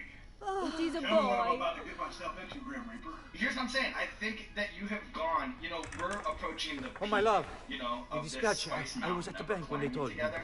Did I miss it? Am I too And I late? don't see a drop of sweat on you. You know, I've stared Here, across here. this table for so many Giovanni. crazy things, from people love, doing laps to it will spitting be in all right. buckets to pouring milk up their nose sei to un dumping water uditore. over their head. Sei And you un were just calm, cool, combattente. and collected, telling amazing wrestling Perciò, stories and pounding chicken. It's combatti. absolutely a sight to behold, and it's a lovely segue to this last question. Okay, what is it? First we feast. Miss Brotherhood there. There you go. Listen to him. A fine set of lungs. And what shall we call him, my love? Ezio. Ezio Auditore da Firenze. Alright, Stone Cold Steve Austin, here we are at the end of our tag team match against the Wings of Death. Before we go, just one more finishing move before they hit the bell. I know that you take a lot of pride in your ability to cut a promo. Get up. Good news. Let's go. You're one of the best who's ever done it, and then that Austin Yeah, well, 316 I'm gonna still need a a second. household There isn't time, catchphrase Desmond. 25 We have years to leave. later. So with that in mind, I'm curious. What is your message to the people out there, including some on your old team, who thought that you'd get suplexed today by the Wings of Death? I'm going the right direction. Really getting out of I here, watched huh? Gordon Ramsay, I watched Shaq, and those guys were sweating. Sturgo's got some fucked up interior Raising all decorators. kinds of hell, so we can be able to wing this, no pun intended. Have a wonderful sit-down conversation. Hey, you're not supposed to be up here. Open this door. I'm calling it in. We have a breach in the research wing. Wow, well, I am humbled. There's been a Beer breach me, in the Chris. research wing. Nice walls. Fancy. There they are. Don't let them get away. Season 9 to you, Stone Cold Steve Austin. Holy shit. Thank you for having me on your show, and congrats on 9 seasons. I hope I can get 9 out of straight up Steve Austin. Look at this place. Well, now you know what, Steve. There's nothing left to do but pull out the red carpet for you, my friend. This camera, this camera, this camera. Let the people know what you have going on. What about the cameras? I rigged them to loop old footage. How do you think I managed to hide all your nighttime snooping from Abstergo? You're good. So I've been told. But they're on to us now. We need to hurry. Whatever major podcast platforms there are. I've also got a badass beer out called Steve Austin Broke School IPA. And right now, August 12th was the season premiere for Straight Up Steve Austin, my show on USA Network. It is every Monday night. We need to get to that elevator on the other side of the room. Follow my lead, but keep an eye out for security. I'd rather avoid a fight. You are and get 9+ seasons out of it. I've had a good time here, and that's the bottom line because I said so. Is that an animus? Right dimensions, where non-gamers can learn to become contributing members of society. Wait.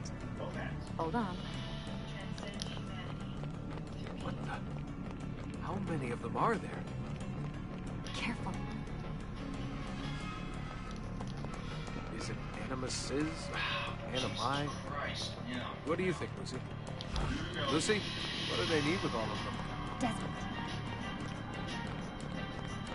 Hey, what's going on, everybody? For First Week Feast, I'm Sean Evans, and you're watching Hot Ones. It's the show with hot questions, even hotter wings. Fuck. Today we open I up thought this season card 6 would with work. Johnny Knoxville. It must be on a separate system, and I don't have the code. Wait. Films like Batman on the Ringer. And speaking of, you can catch him in his latest movie, Action Point, now in theaters of Johnny Poe. Oh. You talk so much faster when the cameras are rolling than when you do when the cameras aren't rolling. And that's fine. And I just had to adjust. Now I'm adjusted. I'm doing one. How did you do that?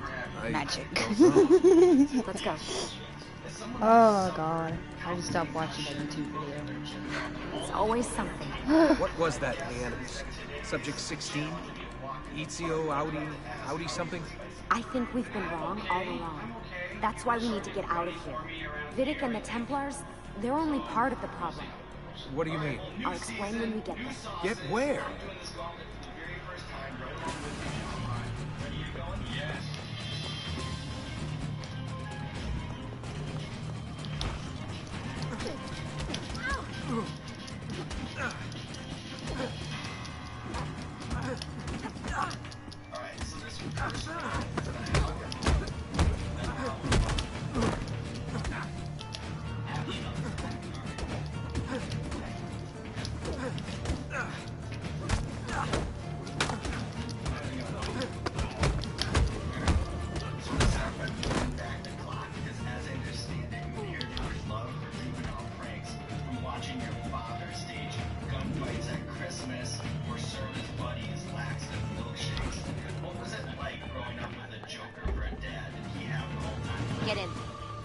joking.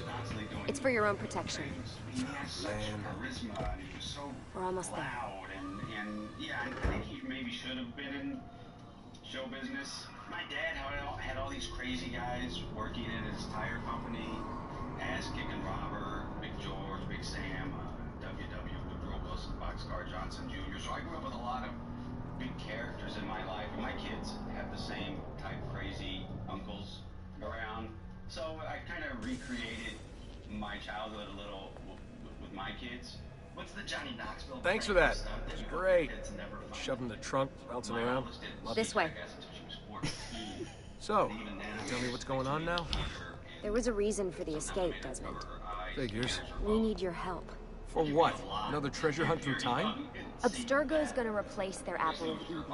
The map your ancestor found guarantees it. The other assassins, they'll do what they can, where they can, but... What? What is it? We're losing this war, Desmond. The Templars are too powerful. And every day, more of us die. I still don't see how I fit into things. We're going to train you. Turn you into one of us. What? No. No, you've seen me in action. I'm no good at this. And even if I was, it would take months. Years even. No. Not with the Animus. Not with the bleeding effect. But I'm just one guy. Sometimes, that's all you need. So that's why you found me. My ancestor. What was his name? Ezio? If you can follow in his footsteps, you'll learn everything he did, just like he did. Years of training, absorbed in a matter of days. You broke me out of Abstergo and brought me here just to make me an assassin? Look, there's more to it than that, but it'll have to wait. Trust me, okay? All right, I'm in. Tell me what you need. Really? You're sure? I thought you'd be happy about this. Sorry, I'm just a little surprised. I spent the whole ride over here figuring out how I was going to convince you to do this. Save it. After what those Templar bastards put me through, I'm ready, willing, and able. Thank you. Pirate's Lantern. They really shot the moon on that title. This one just kind of mustardy. Maybe that should have been first. I probably speak for a lot of her. Lucy! You made it. God, it's been so long. 7 years. Can you believe it? Indeed. Welcome back. Ah, so this must be the infamous Subject 17. Desmond Miles, was it? Who are you? I'm sorry, where are my manners? I'm Sean Hastings. This is Rebecca Crane. Nice to meet you, Desmond. Right, Sean well, it's been the lovely Dick. chatting, but if you don't mind, Desmond, it's best we get straight to work. Time is precious. You're an Probably ass. so these days. We've got everything set up and ready, Lucy. Just say the word and we'll get going. Here, I brought you something. A parting gift from Abstergo. Whoa! The memory core! This is amazing. With their data, things are gonna go a lot faster. I'll get to work on merging the code. Cameras didn't catch. The on-set things that the cameras didn't catch is their story that stands out. Oh, that happens all the time. It is frustrating though, especially if you just got smoked. And it's like, Hey, Desmond, what's up? Just wondering what your role is in all this. I take care of Baby. It's my job to keep her up and running. Baby? You mean the Animus? Actually, I prefer Animus 2.0, since Baby's twice as awesome as anything you'll find at Abstergo. The Templars might have deeper pockets than us, but they've got no ambition, no passion, no competitive edge. That's why, even with all their resources, anything they can do, I can do better. Faster, too. Anyway, take a seat when you're ready, and we can get started. I just need to make a few more adjustments. You also have to get your mark to agree to appear on camera. That's a very, very tough thing to do. Hey, I'm listen, proud Sean laughed. I just wanted to say thank you. And I'm sorry. Sorry. Yeah, you know, before. Everything at Abstergo. It was just... I wasn't ready. It's okay. No. Going through all that. Knowing that the Templars still exist. What they're planning. What's done is done, Desmond. You're here now, and that's what matters. Son of Zombie. That's a mouthful. I feel it more on the tips of my lips, if you know what I'm saying. I don't feel it in my mouth. I feel like it's tingling on the outside of my lips. So I saw an Instagram post where in 1995, you wrote a story for Bikini Magazine called Hey, dick face. How to Survive in Oh. Vegas on No Money. Won't let me talk. Remember any tips from that story? What's all this stuff for? This stuff, Desmond. Oh, this stuff is nothing special, really, this stuff. It's just the stuff that keeps our entire operation from falling apart, really. It requires a great deal of concentration to keep it all moving, so you'll forgive me if I don't have time to play meet and greet. Sean's in charge of maintaining our knowledge archives. It's like a digital library. He'll be riding shotgun with me while you're in the Animus. So if you come across anything of note, people, places, events, etc., he'll create database entries you can consult for additional information. Yeah, it's not just databases, though. I also provide tactical support for the other assassins. You know, Desmond, the ones who are out there, actually doing stuff, risking their lives, little things like that. Oh, shut the fuck up, dude. You're an ass. God. I can't stand you.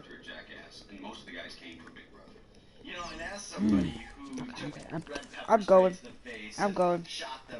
So how does this work? Of course. Of course. Deep breath.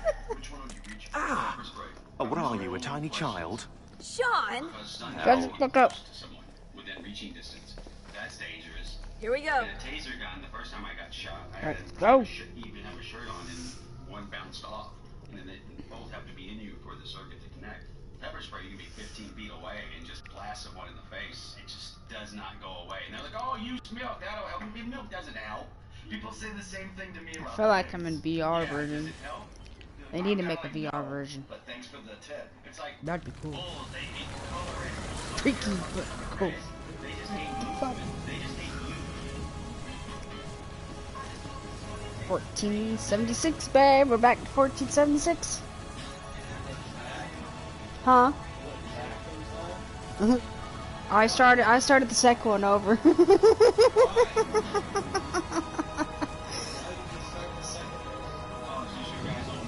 I like the second one. Huh? I just wanted to start the second one over. Because eventually I was going to do it. Might as well give it a head start. Might as well. Insieme per la vittoria! Insieme! Silenzio, my friends! Silenzio! This year I went from 41 to 17, just like that. Do you know what brings us here tonight? Honor. Viere de Pazzi slanders my family's name and forces his own miseries upon us. If we... Enough of your nonsense, Grullo! Without his scar. God. Buonasera, Viere. We were just talking about you. I'm surprised to see you here. I thought the Pazzi hired others to do their dirty work. It's your family that cries for guards when there's trouble, Cotardo. Afraid to handle things yourself? Your sister seemed quite satisfied with the handling I gave her earlier. Uccidetelo!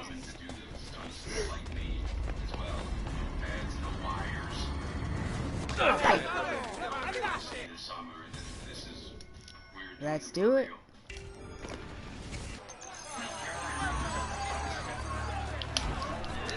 Damn it.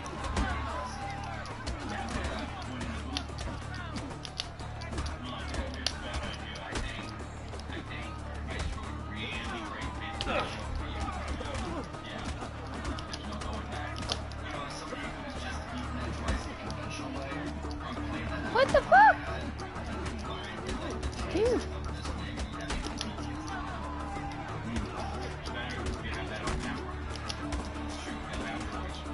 Form a combo. Hey! Behind you! Federico! What are you doing here? I wanted to see if That's Baby Brother blonde. finally learned how to fight. Hi. And? You have style. But endurance is what counts.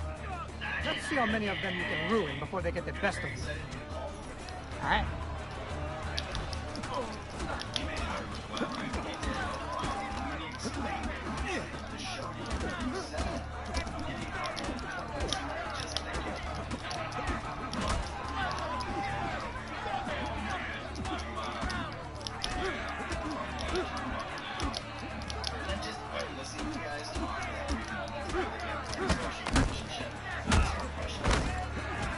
Oh.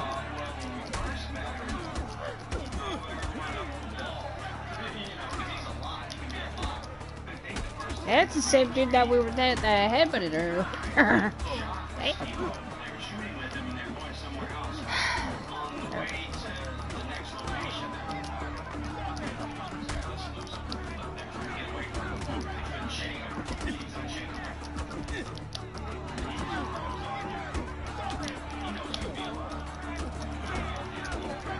Uh-oh. Damn. Fall back! Fall back! Damn. Hold on. Damn. What? We've almost won this. Damn. Just a scratch. Let the doctor decide. It's not necessary. Besides, I've no money for She's this spelling doctor her of ass. yours. Wasted it on women and wine, huh? I'd hardly call it wasted. Give me some florins then. Or have you done the same? Are you done the same? There's bound to be something in their pockets. Thank you.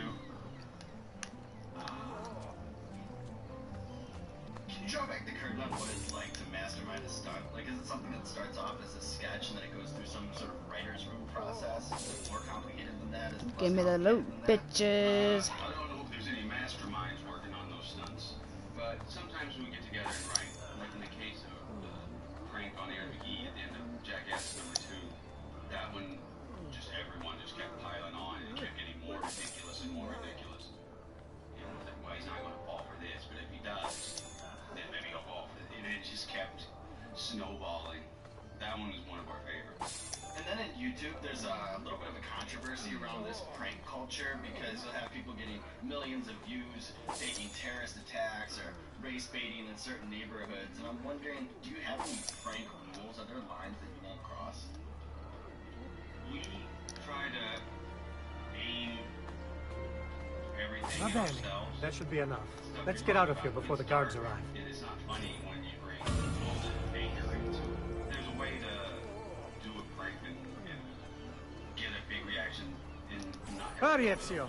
The sooner we're done with the doctor, the sooner we can sleep. really hot. Yeah.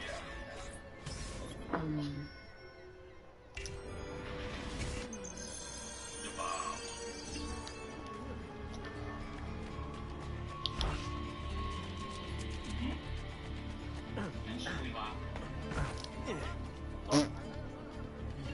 Sorry, dude.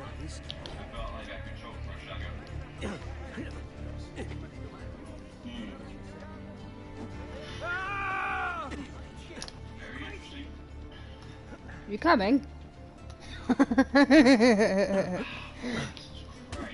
Whoa! God damn! So in addition to the countless surgeries and seems like one of the Dude. balls and being jacked No. up as well as having this public persona as this destructible man. If people still crack you over the head with beer bottles, or is that sort of chilled out over there? I need a second. I'm coming, I'm coming. Oh man.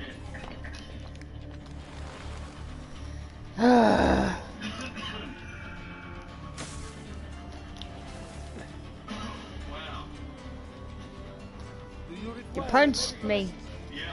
That hurt. You dick. Ben trovato, doctor. Fratelli auditori, why am I not surprised? Why am I not Wait surprised? a second. It's nothing, really. You must help him. That pretty face is his only asset. I can't fight.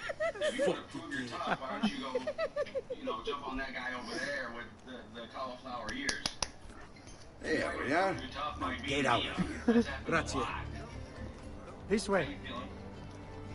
Are you gonna go? Quite a night. Indeed. I only wish they were all as much fun. Oh, wait. They are. We should head home, Ezio. Father's sure to be wondering where we've gone. Yes. I'd rather avoid a lecture. Up for a little race, then? To where? Roof of that church. Okay.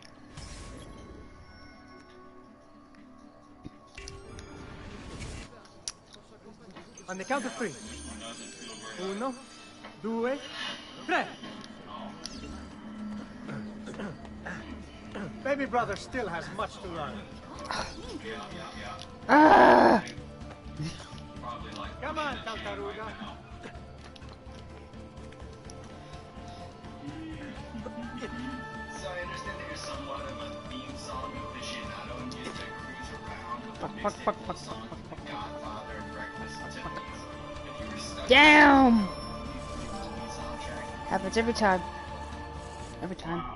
Every time. soundtracks. Well, of course, Breakfast at Tiffany's. Yeah, I love The Godfather, but I don't know if sitting around listening to The Godfather soundtrack is going to put me in a special place. The last song Baby brother still has much to learn. I think I was on there with the first. Not the most butch stuff. Come on, Tartaruga. How Corona by the Minutemen became the theme song for Jackass. We were just listening to a bunch of songs, and I submitted that, and I lost. Bastards of Young by the Replacements, and everyone liked Corona by the Minutemen. Alright, Johnny Knoxville. And now this is one of your guys' hot sauces? This one has all black. The other one's red. Baby brother still has much to This learn. is a new one. It's the Last Dab Redux, which not only has Come on, Tartaruga. it also needs chocolate. Oh, crazy and fun, but alright. Alright, so this is the Last Dab Redux because it's the season 6 premiere. Come on then, this way. Where are you going? Not just one You'll see. dab. What I'm doing is the first ever quadruple dab. 4 different bottles. My first viewpoint. 4 different kinds. You don't have to go along for the ride if you don't want to.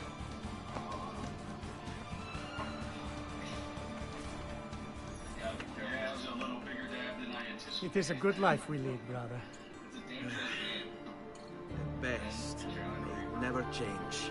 And may it never change us.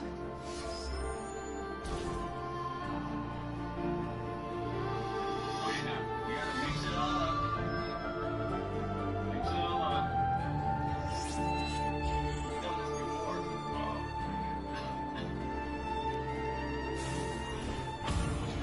All right. Enough of that. We really should head home. Let's go. Wait. What? Is eye contact? Ezio. Let Christina sleep. There will be time enough for that. Later. Ah. I got it. That is no fun. Alright, Johnny, here we are at the top of Spice Mountain as we've talked about today. Hey, at least this sex scene won't be as bad. That's the other one. Okay. I think was most subversive But I didn't want to see all that. about Okay. the whole thing was this embracing of failure. It's a walking counterpoint What to the hell? America's obsession with winning. So I have to ask, Thank you. what's your advice to the people out there who think So that it's they have to be Vieri. perfect in Better order hide. to succeed? That if they're not the best of the Keep best, looking! there's no point in He going couldn't on. have gotten far. Well, if you're not failing at something, you're not Oh, I trying can't wait to hard. gank you in the fucking neck, dude. Failing is part of it. Mm. You know, What the fuck if was you're not that? trying hard enough to even fail, then I think you're in trouble. Because that, you know, it teaches you more. And there it is, wise words from Johnny Knoxville, the season 6 premiere. 10 chicken wings up, 10 chicken wings down. So impressive from this side of the table. Now there's nothing left to do. Well, I guess I'm just doing the reports right now. this camera, this camera, and this camera. Let the people know what you have going on in your life. Whew. Well, Action Point comes out June 1st, and me and my cousin have a radio show on Outlaw Country Channel 60 called The Big Ass Happy Family Jubilee. God, my lips are burning.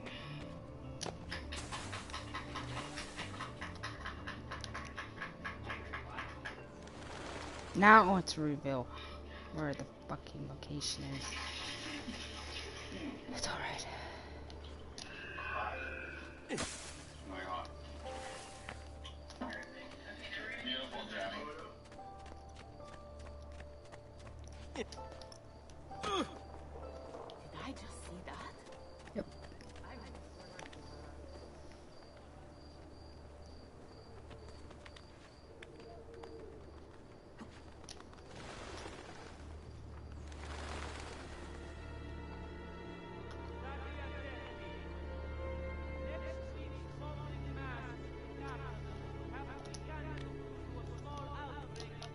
Shit, I haven't learned that yet.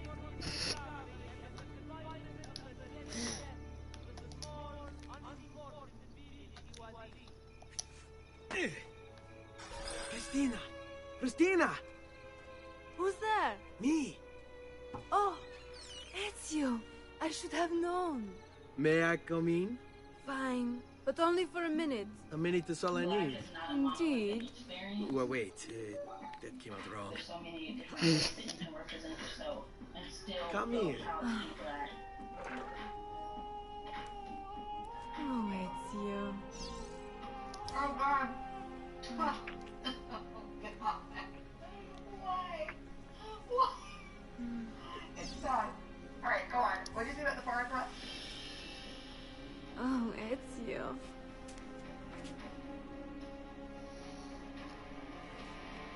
Hey, what's going on, everybody? For First Week Feast, I'm Sean Evans, and you're watching Hot Ones. It's the show with hot questions and even hotter wings.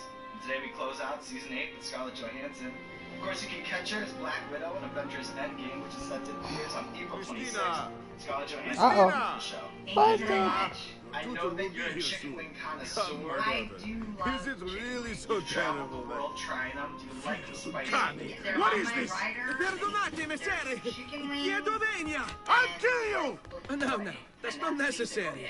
Guards! Guards! Voglio la sua Although testa! I will say that There's really no need for violence. that's a bad combo.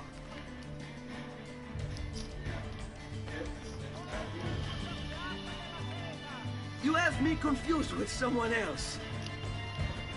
She needed some help with some things. Alright, now you just go for it. This is what happens when you know Bennett's way too well. Again. It's mild. Yeah, not bad. Yeah.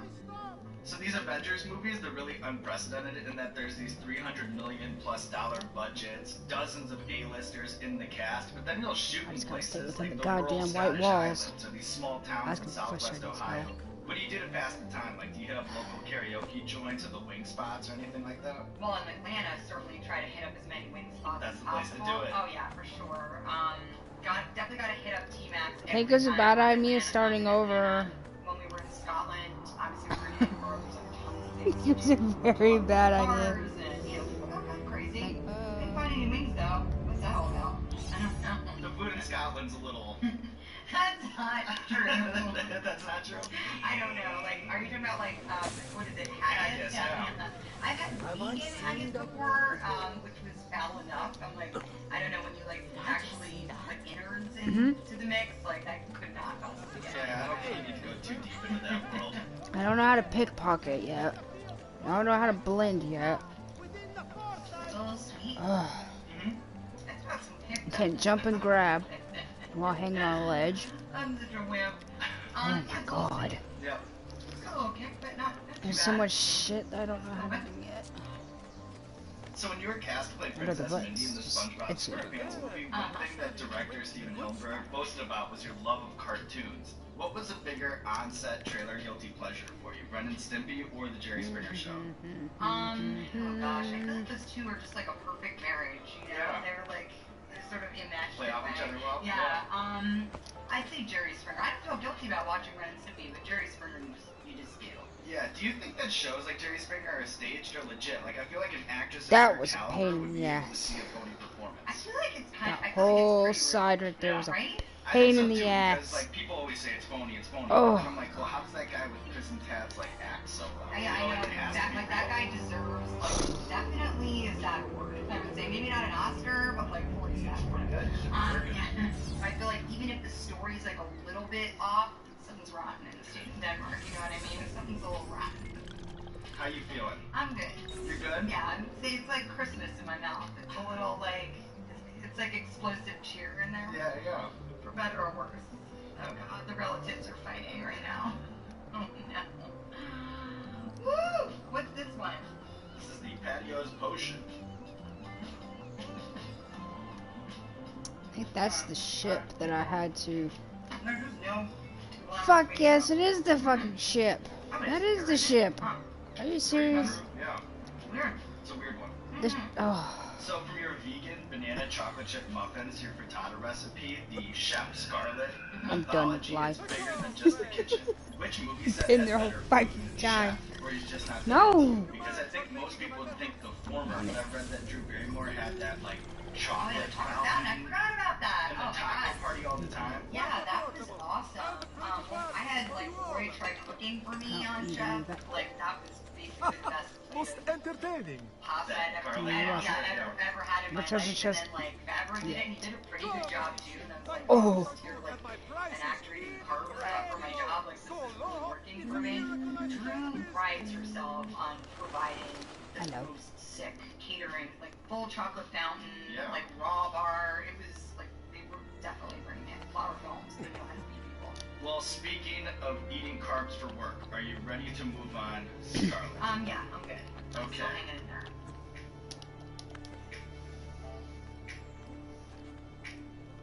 You know what's remarkable? I have a compliment for your production team here. We need those. You need them desperately. It's amazing how our wings are like the same looking wing on either side. How did they, like, no two wings are alike, obviously, but like, man, they really came close. Dom, she recognizes the small big things. Good job, Dom. Good job. Alright, I'm procrastinating, clearly. Are you a flats kind of guy, or a drumstick person? All things being equal, I'd rather have a drumstick because I feel, you know, like I'm a giant or something. I have many doubts on Are you that. a turkey leg person at Disney, or? Definitely. Wrapped in the tinfoil and stuff. What about you? Yeah, I like a turkey leg, for sure. I mean, it's just so indulgent, and so that's okay. All different kind of resume, you've also taken your talents to the stage, even winning a Tony in 2010 for your revival of View from the Bridge. And I heard James Corden make an interesting point one time about Hollywood actors who have stage performance and their no-nonsense approach, because there's no way to be a diva if you have to do costume changes in a corridor backstage. Does that resonate with you? Like, do you think you can see each other in the wild? You know, when I meet actors, especially that come from like the Royal Academy of Dramatic Arts in London, they certainly have a method. To me, that's more of like a flavor, I could say, that I can recognize. Which is the tougher crowd to please, comic book obsessives or theater buffs? That's an interesting question. I guess probably comic book obsessives. Maybe because it's material that they loved from childhood, and so they have this kind of ownership over these characters and the storylines, and you know how it is when you love something from being a kid, and then Go next page. It's not the thing you imagine it to be. Like, it doesn't mean you can't grow. Oh, shit. But it's, you know, you have feelings about it.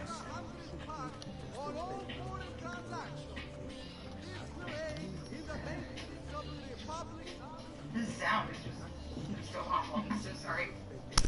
I'm like sucking it through my teeth. I don't think I can taste the difference between any of these different spaces. Right now it's just all like toasty in there. I feel like you put the carriage before the horse on your description every time. Right now I'm just tasting like... On the horse? That one's got kick. That was a little sweet too. So typically on our Wing 5, we do a segment called Explain That Gram, where we do a deep dive in our guest's Instagram, which would obviously be silly for you because you don't have an Instagram or any social media whatsoever. In fact, you once told Ariana Huffington, I can't think of anything. I'd rather do less than have to continuously share details of my everyday life.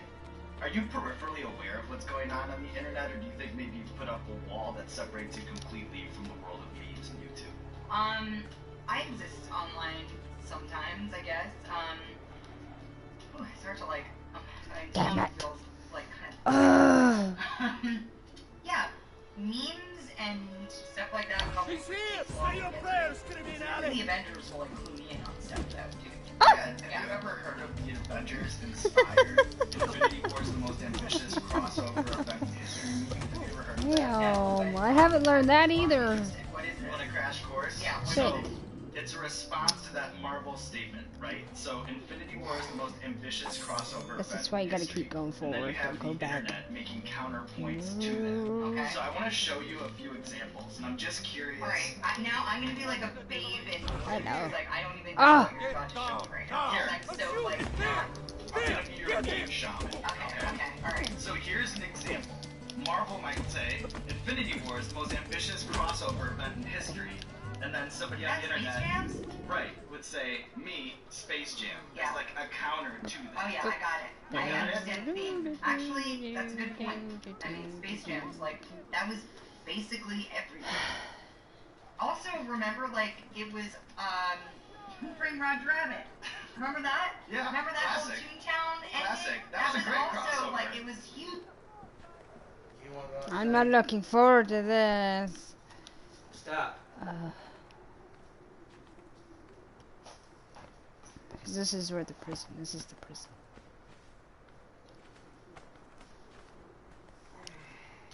At least this ain't that bitch. You gotta be on top of the goddamn cross. Oh, I got heartburn. You got heartburn? Yeah. Mm. I found the ship that was being a pain in the ass towards the end of the second one. Oh. It's over there. Oh. That took us like freaking 20 tries to get freaking done. It's like, fuck! It's like, god damn. Where is this leash, baby? You know where it is? No. I'm not giving my stuff. I got 5 out of 73. You know where his leash is, baby? Oh. I told you I keep all his shit with everything else. I thought it was over there, but it's not. There it is. I don't know. Whee! But no, I had to switch because Rome was pissing me off. Oh. Why didn't you go to Valhalla then? Or... I don't know the buttons for Valhalla very well. Well, you could train it. It's called practice. It's called practice. Oh, I could've... Well... It's fully open world, so you could just went around and played with the buttons and shit.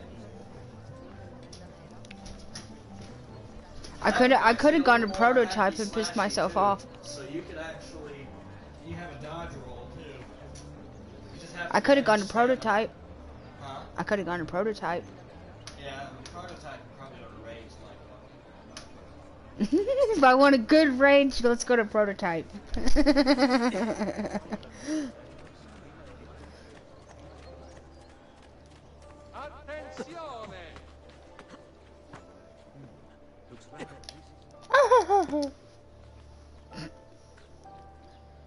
I want to see if I could do it. Yay, I can. Okay. And suddenly I had the Monk's song stuck in my head.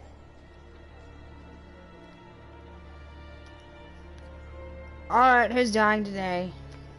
Someone was singing the damn Monk song. The damn lieutenant. I got that song stuck in my head now. It's 2 cards. Swaying, dancing with it.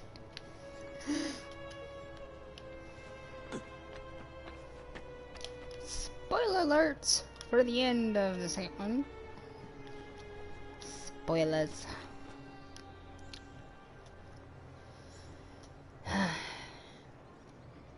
Can't go that way yet.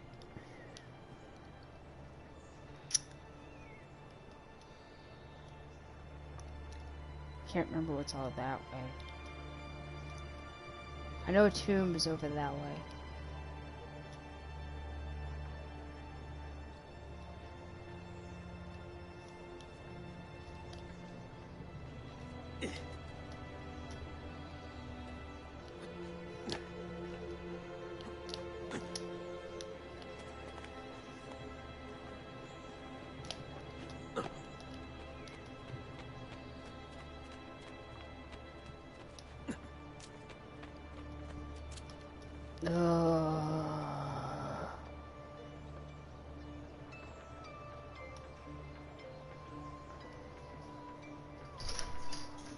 I wonder if I could do it again.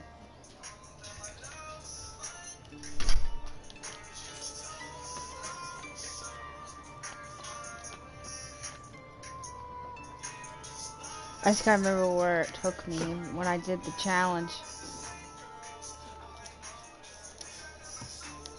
Cause I gotta go up there anyway.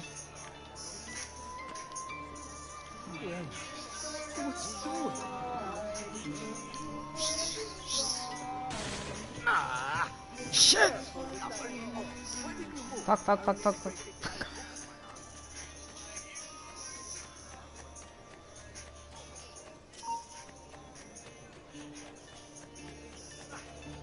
Shit. Shit. Shit. Shit. Shit. Shit. Wait, what? Blue.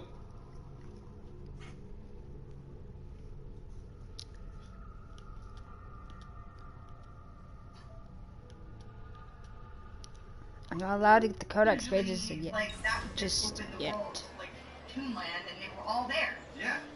So take that, Space Jam.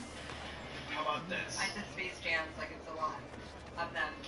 Alright, let's see if I can do this shit again. Is it like a pocket thing that there's a filling inside? I think that they're just Probably crossing do. over Oh! breakfast pastry Fuck. and some Chef Boyardee. I do love Chef Boyardee though. That was my jam. A Space Jam. That's How about without this? the This skills is I learned Henry from the Venice. Eighth, Shit. Francis the First. I think this is like the Anglo-French Fuck, I Treaty of won't 1514. Too nerdy for a meme, or what do you think? Oh well. Sure, if it works for Mark Morris at Longshanks 1307. It works for you. It works for me. And then one more for you. I know that you're a big Buster Just to ask fan. you to kill Here he Ezio. is on stage with Mariah Carey at a I hot feel like 97 that concert. is much of a crossover though. Like that to me Guard is like down a there. marriage. It's Guard not like got the dinked right Pop-Tarts here. and, like Chef Boyardee reference. Like this I believe in. You know Of what I course, mean? it gets stuck right there. I'm not sure. All right. Thus concludes the crash course. Is that a meme? This? Go Or this does a way. meme move? No, that's a. What's that? That's a. This is awesome. Memes. Do memes move? That's a gift. Sorry. Go up. Okay. So this is the Adobo Loco Chloe Kid Oh, out it says of Hawaii. ghost pepper. Oh no, I'm scared. You know about ghost pepper. Okay. Oh god, I'm gonna try to park. And dead dancing guards. Dead dancing guards. And then the monk is up there. The singing That monk. was hot. We're in the back half here, Scarlet. It's getting real. God. That was hot. So in March 2017, you hosted Saturday Night Live for the 5th time. Actually, not back yet. I think a piece came like that. Forever enshrining you in the show's prestigious 5-timer club. How does it feel like it was so long ago? Jacket that Keenan gave you? No, because Dude, killing all those 9 lieutenants. It's like you have to give that How does it feel like it was so long ago? But it's only a couple days ago. But then I like never saw it again. Feels like it's been forever. Damn, that's spiky. Woo! I need like a cup to add to my drool. There's 4 more. I don't want to do the bomb one. You and everybody else. Writing it. What's in Come here? on. We know how to do it with faith there, Sodium dude. benzoate in it. I feel like that's bad. Woo! That's the next one, isn't it? No, we have one more. We have one more before we Huh? get there. Alright, let's just keep the next one before you ask me. I Let's just dive in. Let's just dive in. It's that one? That one looks hot. Where's my 2 o'clock one? I didn't realize it was 2 o'clock. I'm You're scared. not that tired. I'm with you. Good thing we're both off tomorrow. I know. Well, I usually go to bed around 2 anyway. Uh-oh. What's gonna happen? That's my beddy by time. Maybe you're just on top of it. I am falling again. That's hot. Oh my god, that's really hot. Oh man. That water. I need a beer. That's what I need. A giant. I need one too there, girl. So we go for a run. I need a beer We go on a too. run for Scarlet. We should have bought alcohol today. Damn it. Oh. You were Bring me described that as bottle your of vodka business that's in there. profile as a guard playing Give me magic my loving pinnacle. smartass. Can you sit Is there back any and left? just I don't enjoy even a know. magic Have we show and be drank? wowed by it, or do I you haven't guys touched all it since the 4th of July. I don't even know. You told me not to touch it. No. Give me my pinnacle. Love magic. Well, I told you not to touch it because you like to get Love magic apple. I did get drunk off of it. My voice. It's straight vodka. Don't. I love Pinnacle should be in there. fantasy. I'm not the person. Well, bring me that. I'll take that. Come here. Attached or, you know, any of that stuff. I believe it. That's what's at. My bring it here. This is all that was in there. Well, here, before we That, get to the not Wasn't that. finished. It's another bottle. It has blue on it. It's blue. I don't know how to make the wings disappear. I don't know how to make the spices It's disappear. blue. But I'm gonna send this To me? to a realm. And? This is the only other alcohol that's never come back. Alright. Hocus pocus. Alakazam! Where'd it go? That's the only other bottle of alcohol that's in there. Where's my pinnacle at? I don't think we ever Did you got a hide it? bottle. No. I haven't touched hardly any of the alcohol that we have in here. What's in there? I know it is. I have mine, but there ain't nothing else in there unless you covered it up with something. I probably did by accident. Unless I hid it from myself. Probably. I wouldn't doubt it. I know what I did. I drank it all. Yeah, I figured. I remember now. I came home from work and I just fucking chugged that shit. This is the only alcohol I have left. Oh. Yeah, I chugged it one time. I was pissed and tired, and I chugged half of that bottle.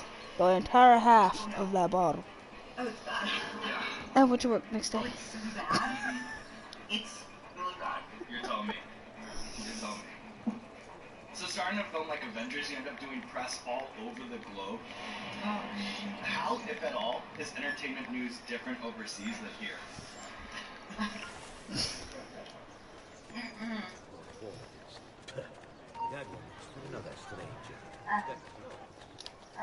Alright, nope. Fuck this. Come here! Get away! I think we're at maximum level. Borrow a phrase from my friend. Oh, God. That's boring. Okay. Oh, my God. I don't know if I can recover. You're gonna, you know, this is as bad as it's gonna be. This is as bad as it's gonna get. Alright, let's see if I could beat my original gameplay. Hours of 67 hours played.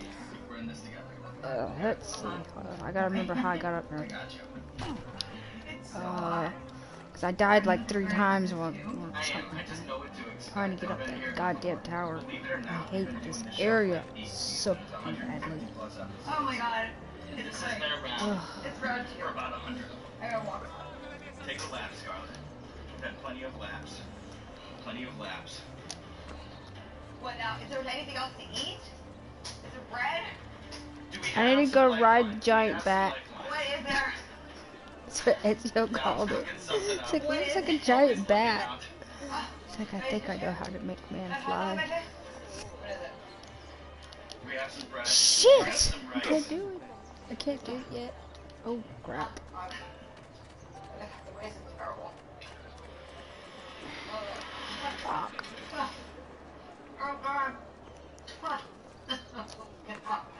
I'm just... I can't keep doing this. Alright, go on. What did you say about the foreign press? So, you know, when you do a film like Avengers, you have to do press all What? over the world. How, if at all, is Bring that back in here. Countries have different approaches to stuff. I remember Sam Jackson and we did this movie called The Spirit together. And it's, whew. We were in Germany, we did like this European tour. It comes back. Like it's on round 2.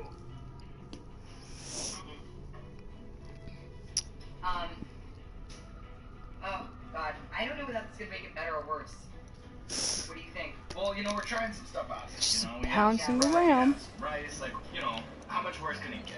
Might as well just take a shot at some things.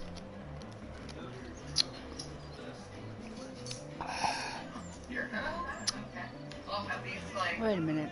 after a couple of these, I'll be feeling okay. Oh, shit. Until later. When we were in Germany, the press was just really, really serious, and I think it was just the state of mind. Oh my God, it's bad. Are we going on? We are if you can. What do I have to look forward to here? Fuck the question you just asked. I beat me. Federico. All I can think about is just surviving the show. Listen, I understand that. Stop being flowery. Just tell me what the fuck to expect. Top of that church. Here's what I think. I think that if you can handle this hot sauce, there's no hot sauce in the world that can stop you, Scarlett Johansson. Is that true? That's true. I'm gonna cry. Yeah. And it's not just the sauce. God, this beer is gone. I drink it so fast. You did slam that beer.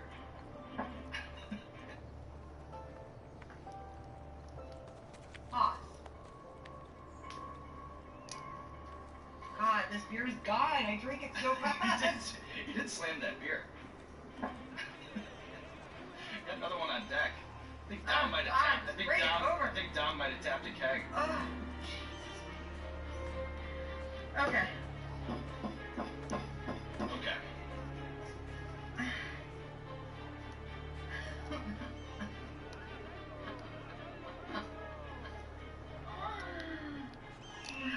I'm gonna take a tiny bite. Yeah.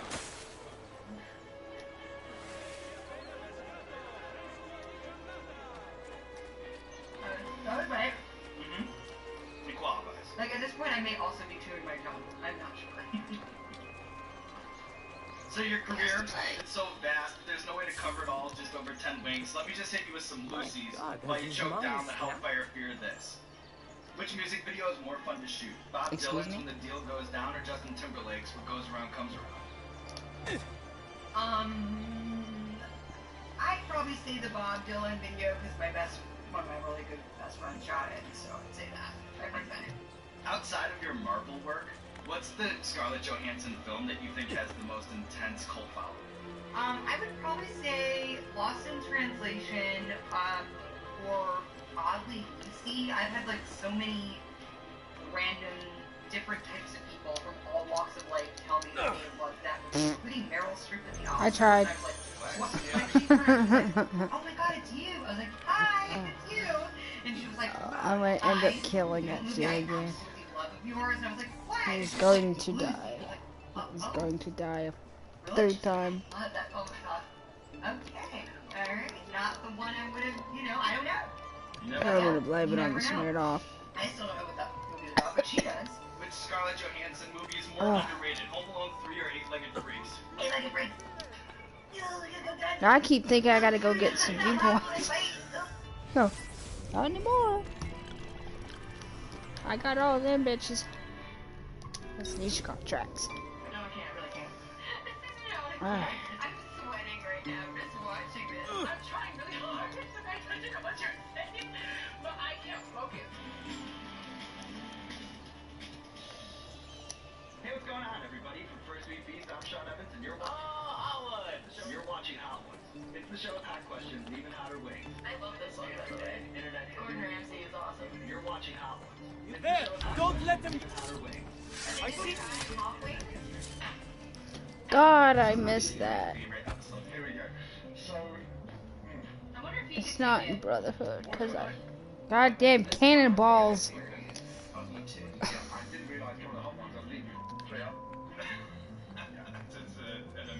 Concept to mix just this physical challenge and mental challenge because you gotta eat something stupid hot and then actually have a conversation. Oh my god! How'd you get a chicken wing that looks like a granddad's big toe? Wait till you bite into it. Tastes like a granddad's big toe.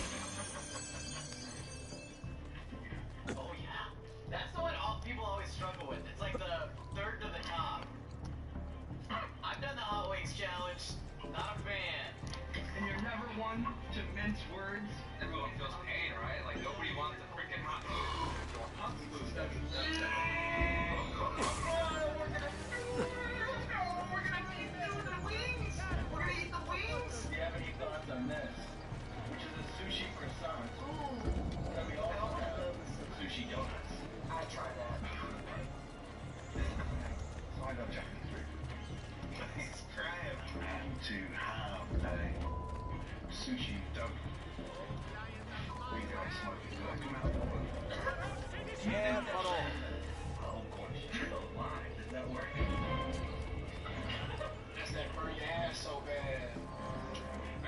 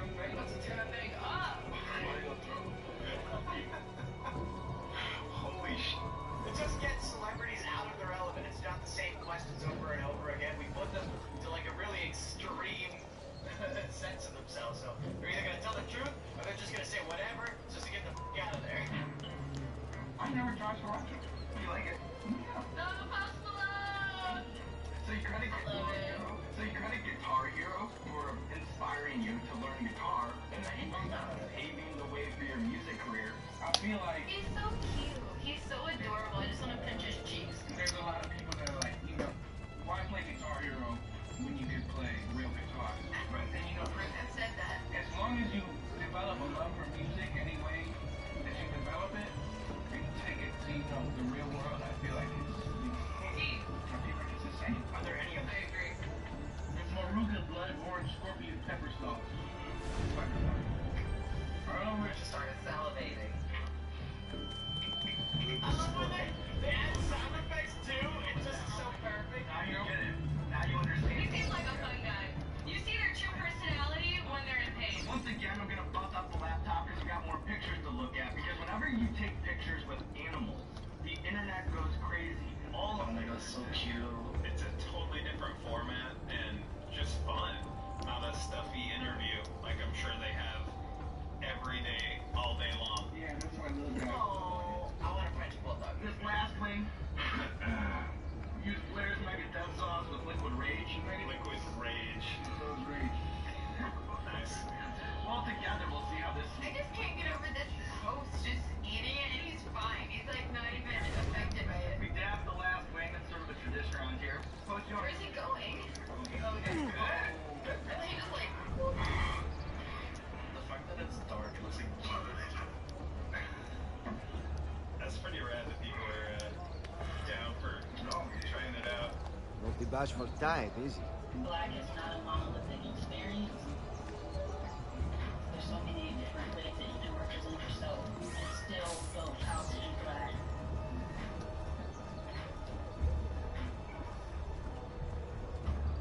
Can I take my jacket off? Go ahead. Go ahead.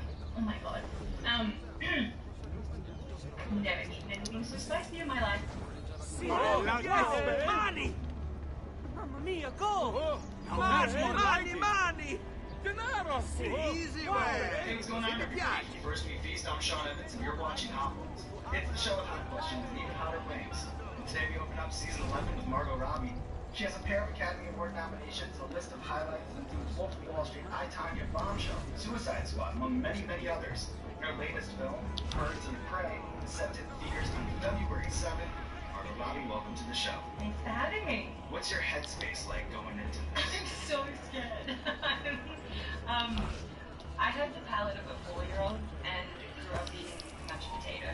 So my tolerance to spicy food is extremely low. I think that your own medicine will suck.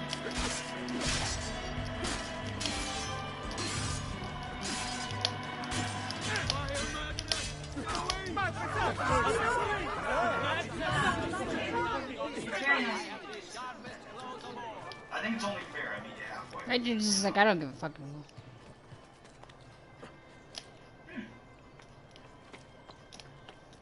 I can do that.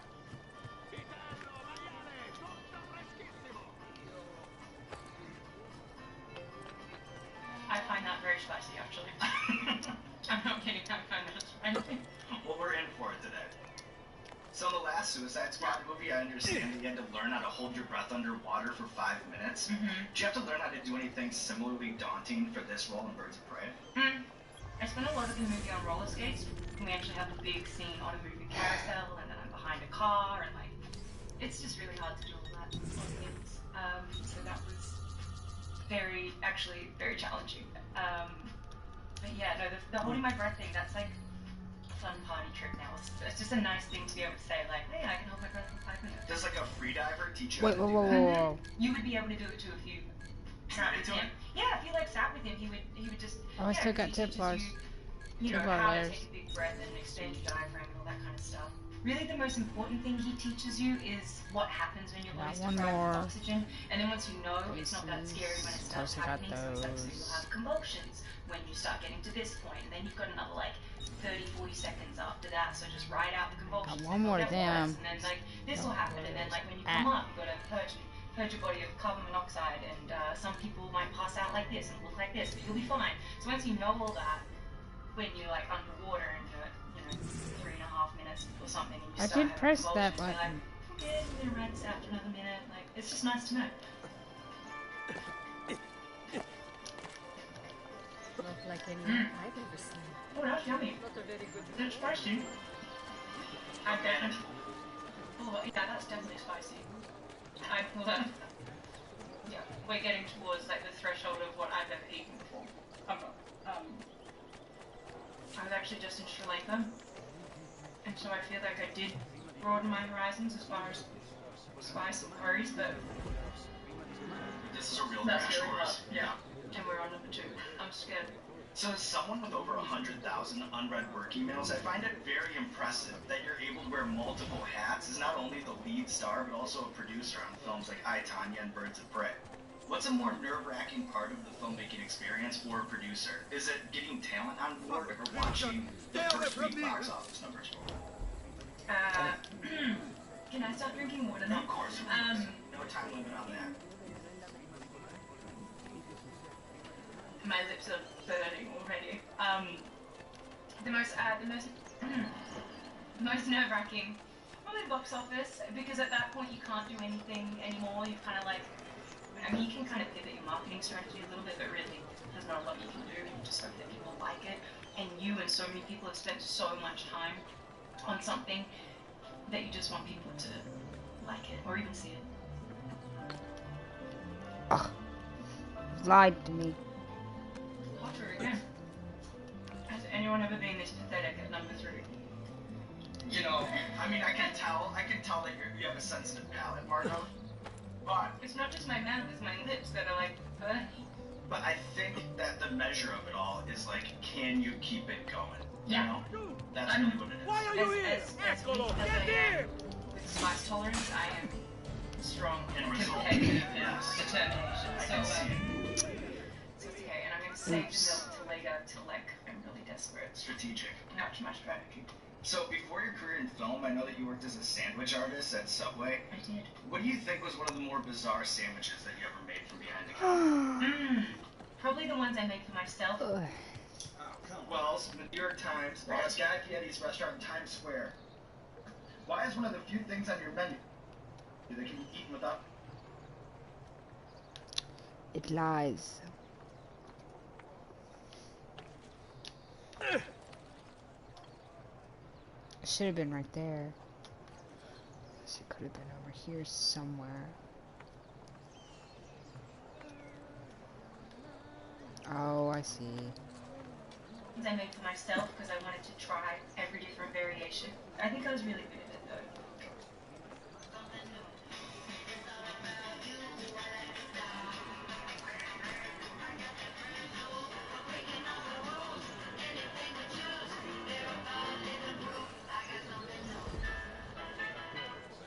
Because I, really spread everything out to the edges, evenly, the right amount of everything.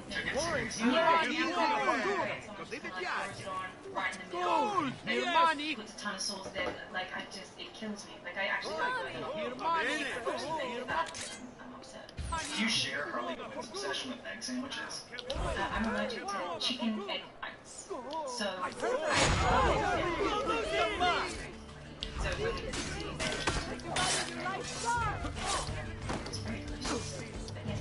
Nothing!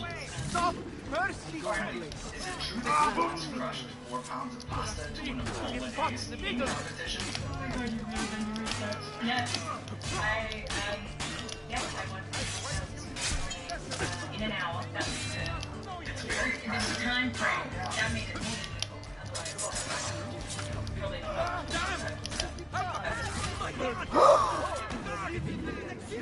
You killed somebody. You killed Genesis. Let her run away. Oh my god! I just heard you say, oh, and then the ladies just started falling down. Holding her stomach. That poor woman killed someone's mother. Shut up! You're not making it any better! Oh my god! Someone's wife, really sister. They're dead because of you. You're responsible. I'm trying to remember. This is the worst thing I've ever eaten. Let the Lord shadow. Do I have the whole thing in my mouth? Sure. I didn't meet you! I didn't meet you! So, as we touched on, I just saw her holding her stomach. I know that It's not helping. It's not helping at all. It's not helping the situation at all. Oh my god. Babe, why'd you do that? Why? So here they are.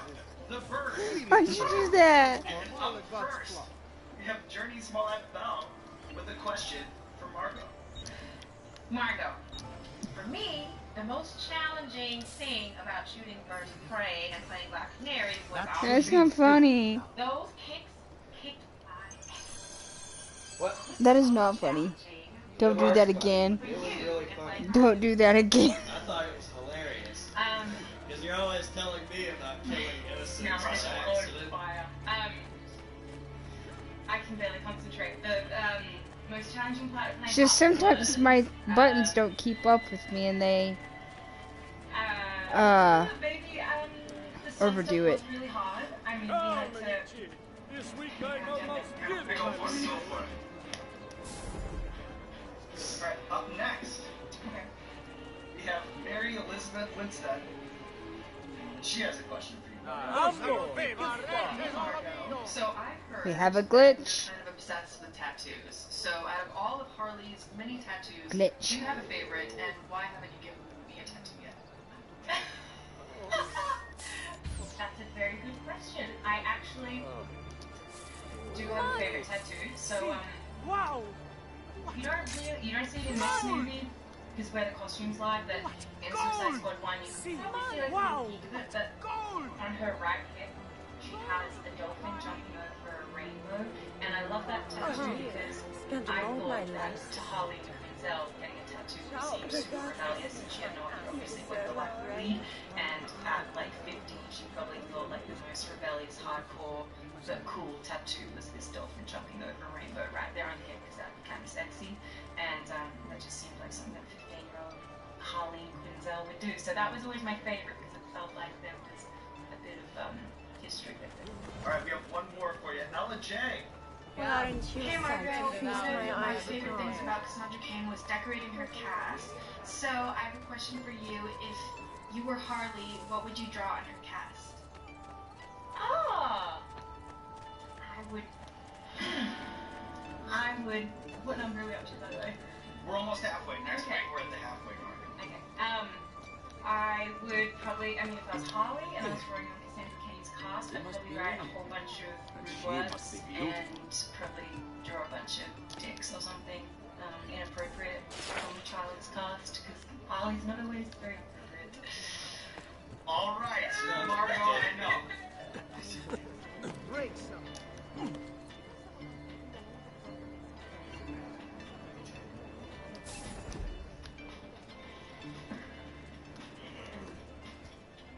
Which one's this one? The Los Calientes Rojo. Halfway mark already. You know what, Margot? Here at the halfway mark, we do this recurring segment called Explain That Green, where we do a deep dive on our guest Instagram. So we'll pull up the picture. You just tell us the bigger story.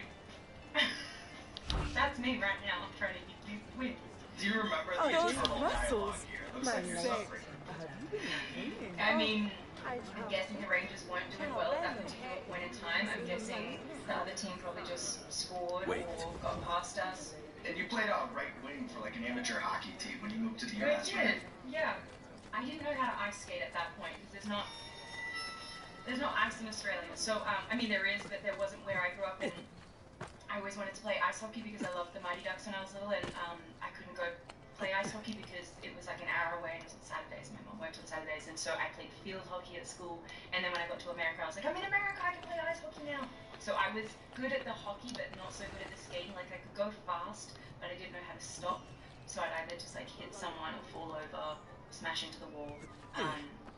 So I would say I was a below average player with the team, so kind of to me. Well, that's nice. Alright, up next. Here you are, I think this is the LA premiere. What was it like to sit next to Tanya at the Golden Globes?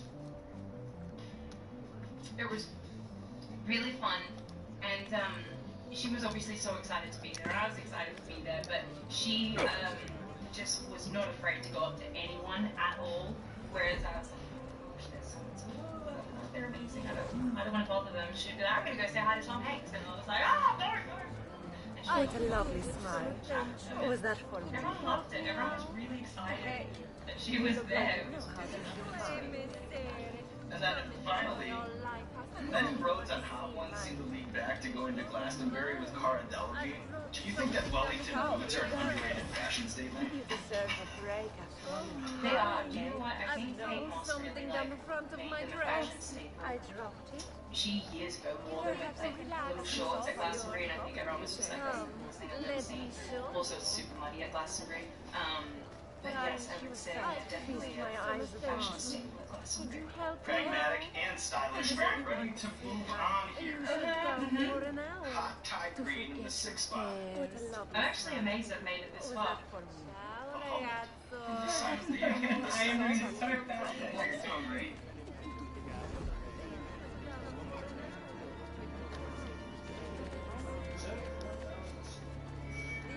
That one's really spicy. We'll keep it moving.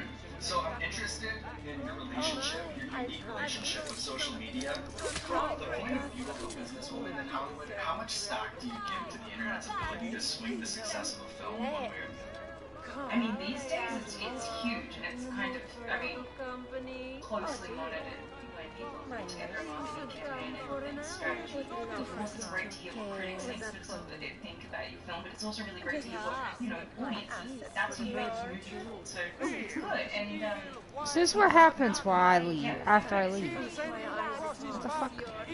Where are y'all going?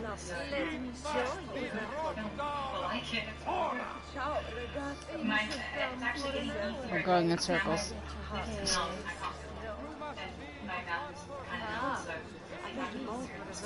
Alright, we're approaching this finish line too. Oh, I dropped it. Oh dear. My nice little company with a lovely smile. Alright. That's on you. So, in addition to acting, you're someone who has a lot of hidden talents, a true Oh no, I lost him. from husbandry Shit. to magic to accounting. Where'd they Do you go? have a hack for how to make a tattoo as painless as possible if you're going to do that? Be drunk first. Okay, one guard broke away from the group. Aren't really phased. They also don't sit still though, so it's... But can I take my jacket off? Go ahead. Go ahead. Oh my god.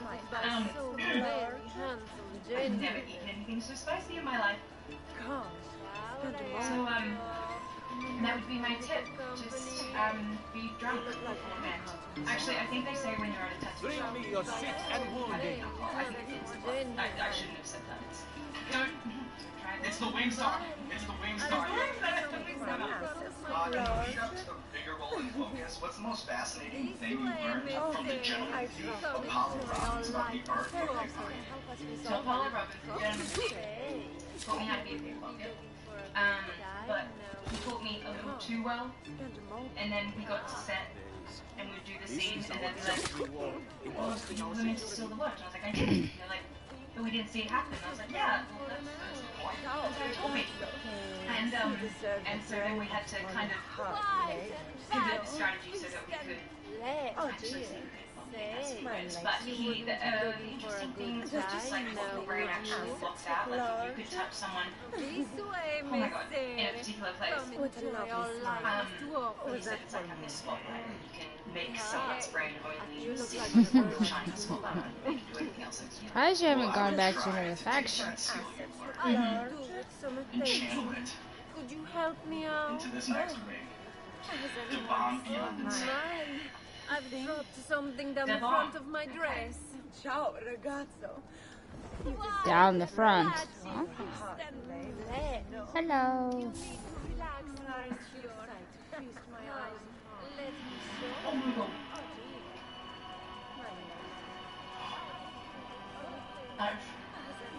Oh my god. So Howland's creator, Chris Schoenberger, he grew up watching Neighbors obsessively with his aunt and mother. It informs me that it is one of the GOAT soap operas of all time. And I was fascinated to learn that the likes of Russell Crowe, Nicole Kidman, Kylie Minogue, they've all worked on the show. Oh my fucking god. What do you think you learned about acting on this soap that you wouldn't have learned if you went to some like prestigious drama school? I heard.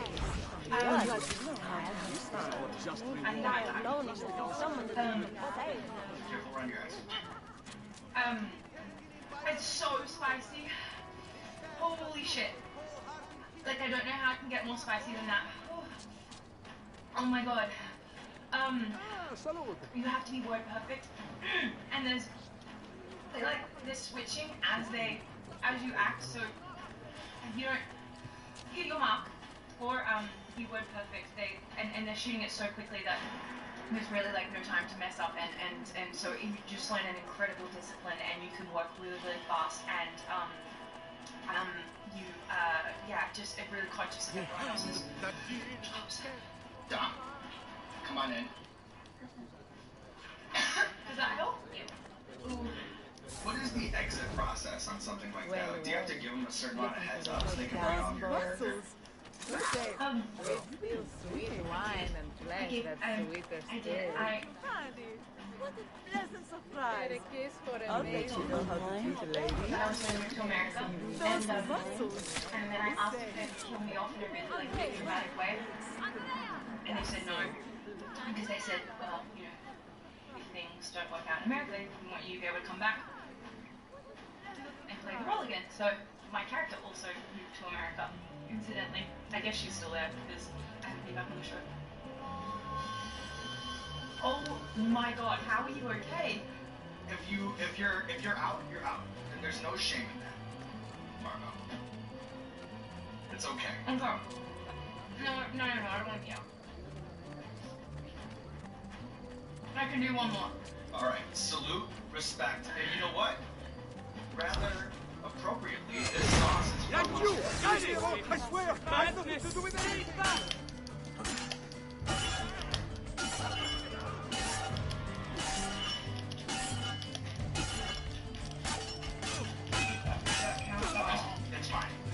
It's fine. Another one! I'm starting to get angry! Someone step forward and tell me what happened! Oh my god. Me. That was called the Widowmaker. Myself, I'm very happy that you have heard that say. That's great here in Australia. So it's kind of like, I don't know,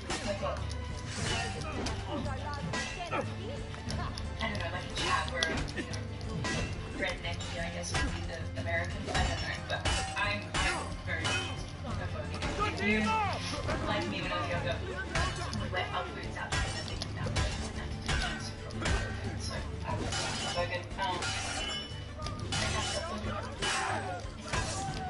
And so it's money on loaded things that are expensive. Dumbledore, hero or villain? Hero, my favorite. Oh my god! I feel you. We are almost to the finish line here, and for Wing 10, we have something very special planned.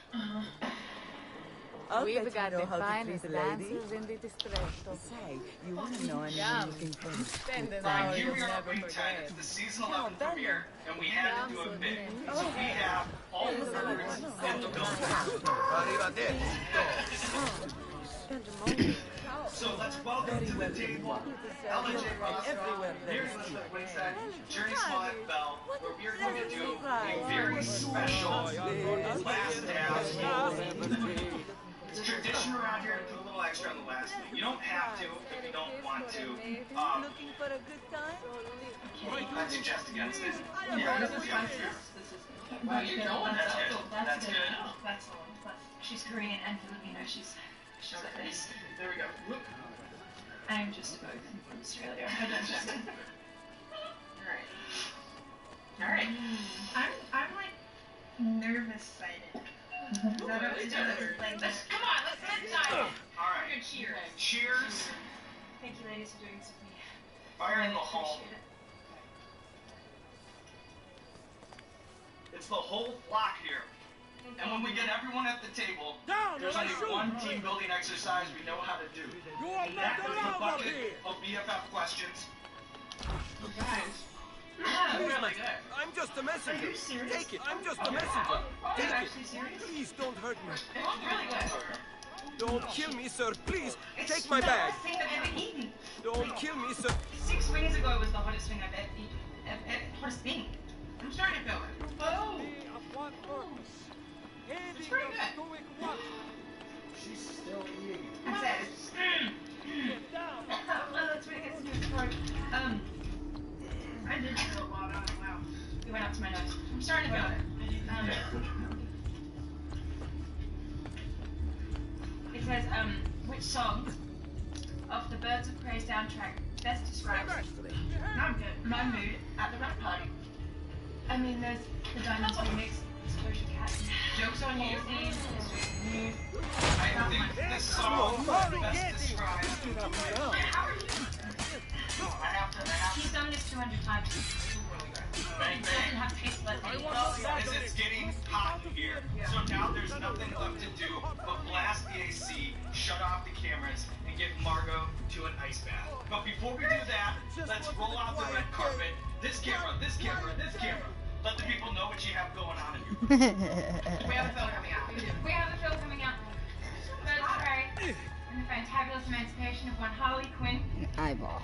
It's in theaters on February 7th. Oh, I see an eyeball.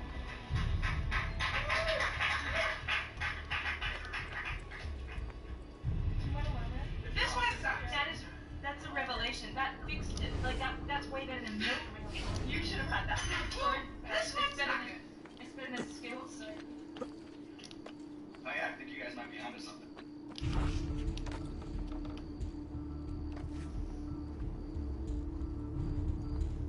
There's a lesson. Live every day.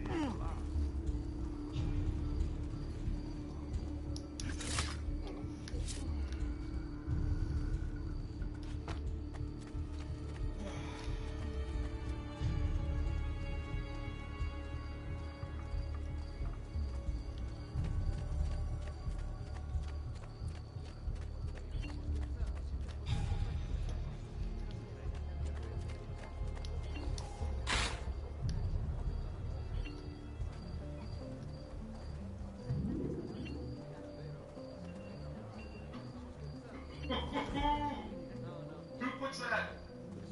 Who puts that on? Hey, bambina! Hey, what's going on, everybody? First we feast, I'm Sean Evans, and you're watching Hot Ones.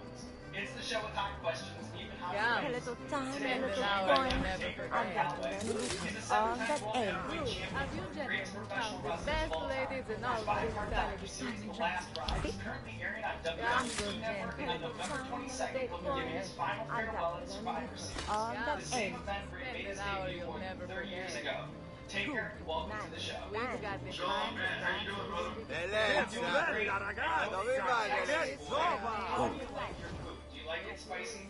Yeah, I like spicy food, but I like it to have flavor. I'm just gonna be straight up. Like, you know, where I come from in my family, we have crawfish boils and all that, which, you know, you got sausage, you got all these shrimp and all these different things, and it's spicy as hell, but it tastes good.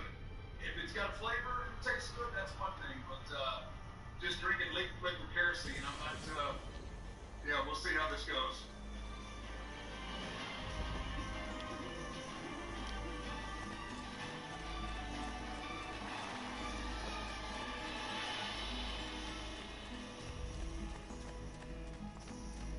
You're probably gonna start me off with the Scorcher.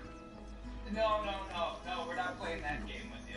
We'll work our way there, though. Alright, and I don't know if you can see that. Is that sufficient? That looks good to me. Alright, man. You ready? I'm ready. Cheers. Sure.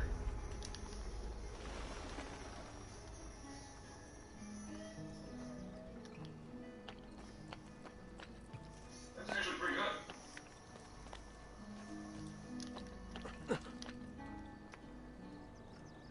I'm actually hungry, so it's really gonna suck at the end of this thing, I'm sure.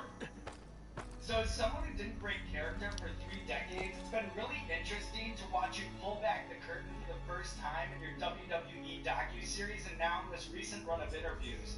I'm sure you've been asked this before, but has the experience of knocking down that fourth wall over the last year, has it been cathartic or mostly just disorienting? You know, that's a really great question. You know, I've been in the wrestling business for over 30 years. 30 years with WWE on the 22nd. But I'm a notoriously old school guy. And, you know, talking about the business so openly, it's still, to this day, I'm kind of like, how should I'm fighting that urge to, you know, to clam up and not talk about it and force myself, like, tell stories, you know, and people are dying to hear this stuff. So, you know, that aspect, it's fun, but just the old school wrestler is like, man, you should just go back, pull the curtain shut, and tell everybody you're not home. But so it's been a mix of both. It was such a serious character, but I do remember your appearances in particular on Regis and Kelly in the 90s. And I'm curious, did you get a kick out of being on those daytime TV shows and just sort of growling and grunting through interviews? Absolutely miserable. Like, back then in those early 90s, I got no juice then, right? I'm just another one of the guys. And when the boss says, hey, we want you to go on Regis and Kathy Lee, you go on Regis and Kathy Lee. I remember the first time that we did the show, man, here she comes, she starts piping off, and I'm just like, I hated it. I did it. I knew it was good for business, but for my character and for me personally, I was absolutely miserable. Yeah, you're dirty. From your traditional kind of sauces, that's good. Hi. So like stand-up comedians, the wrestling origin story is something that we obsess about on this show. What do you remember about performing under the name Commando in a league called Central Illinois Wrestling? Wow. Man, you've done some I have to go brother. see. I have to go see. I'll give you this. You're the first person that's ever asked me that question. Kudos to you, because I've answered a lot of the same questions. Over the last year, I've answered the same question a lot, so good for you. So starting with them, I was making absolutely no money. I look back on those experiences and those times really fondly and never forgot them because it was a struggle. You know, because a lot of times guys get up to the show, they make a little, you know, they get a little scratch and, you know, they change, completely change. My dad gave me some great advice a long time ago. He goes, the toes you step on the way to the top are connected to the ass that you're going to have to kiss on the way back down. So, you know, I try to treat people the same as I treated them then. The way I try to treat them now the way I treated them then, and still, like, remember what it's like to get those miscellaneous cramps, you know?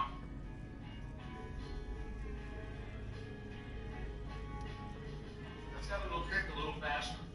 I didn't even get all the way into the bike, and I can already feel the heat. That's how it'll go. That's how it'll go going forward. Okay. I'm ready, I think. So you're a true historian of professional wrestling, and in hearing you speak candidly about those you've shared a locker room with, it's clear that you have a profound appreciation for the business. Who was the best technical wrestler you ever saw work? Technical? Wow. Tell you what, Arn Anderson is up there. Me and Sean had to go out this way. There's a box out here. Just technical ability, I'm gonna go with Arn Anderson. I went this way. Who would you say was the most impressive physical athlete that you ever saw? I remember jumping over there. You don't think a human being can move that fast at that size? He was a freak athlete. I went this way. As someone who enjoys a good laugh, Box who was hooked the most here. savage From the backstage end. prankster? Went over. Well, there's a level I think I went this way. to pranksters. I went down. You got to put Kurt Hennig up there. I went over as here. There's a car over all-time here. classic river. There's a box over here somewhere. Then you got the kind of ribs that, you know, will start fights, which, you know, like Mr. Fuji. Oh, it's over here because of the guys crypt. would, like, It was near the try to crypt. really back, and it just escalate and escalate until Because I found the people crypt, would the think, entrance like, to I really the made end a of the crypt bad from mistake because there's Honestly. a animal's head in my gear bag. See now. why I mean, they feel you. I mean, that's, I mean, I I'm a hero on this Brotherhood. There's some stories that Apparently. regular people were to hear them. He's like, They'd be appalled at some of the pranks, but Owen Hart, my I can't goodness. remember what Oh man, God rest his soul, but what a river Owen Hart was. I know that this puts you on the spot, and I don't want you to overthink it. I don't want you to think it over too much, but if a wrestling novice wanted a foundation of the best that there is in sports entertainment, can you give me 4 defining wrestling matches that you'd recommend they try to track down and watch on YouTube? Yeah, I think so. I would go with Rick Savage and Rick Steamboat. Any match between Ric Flair and Harley Race. Maybe a little bit of small. an egomaniac here, but I would put Undertaker, Shawn Michaels, WrestleMania 25. Modern day was the recent match between Edge and Randy Orton. God, I wanted to cry. Those are 4 that kind of encapsulates what we do. This place is at being its bombed. highest level. Oh my God. It kind of sneaks up on you on the back end, lets you know why the goat's so angry. It kind of tricks you. Like, oh man, that's good. And then, yeah, the goat kind of jumps up and kicks you in the ass. So Jim Ross dubbed you the conscience of the WWE, and it's clear from listening to interviews with your peers in the business that you're revered not only as a wrestler, but also as a leader in the locker room. I don't know if this is true or not, so I guess I'll take it right to the source. But were you ever like a judge in a locker room kangaroo court where if like 2 wrestlers had beef with each other, they would like come to like a more formal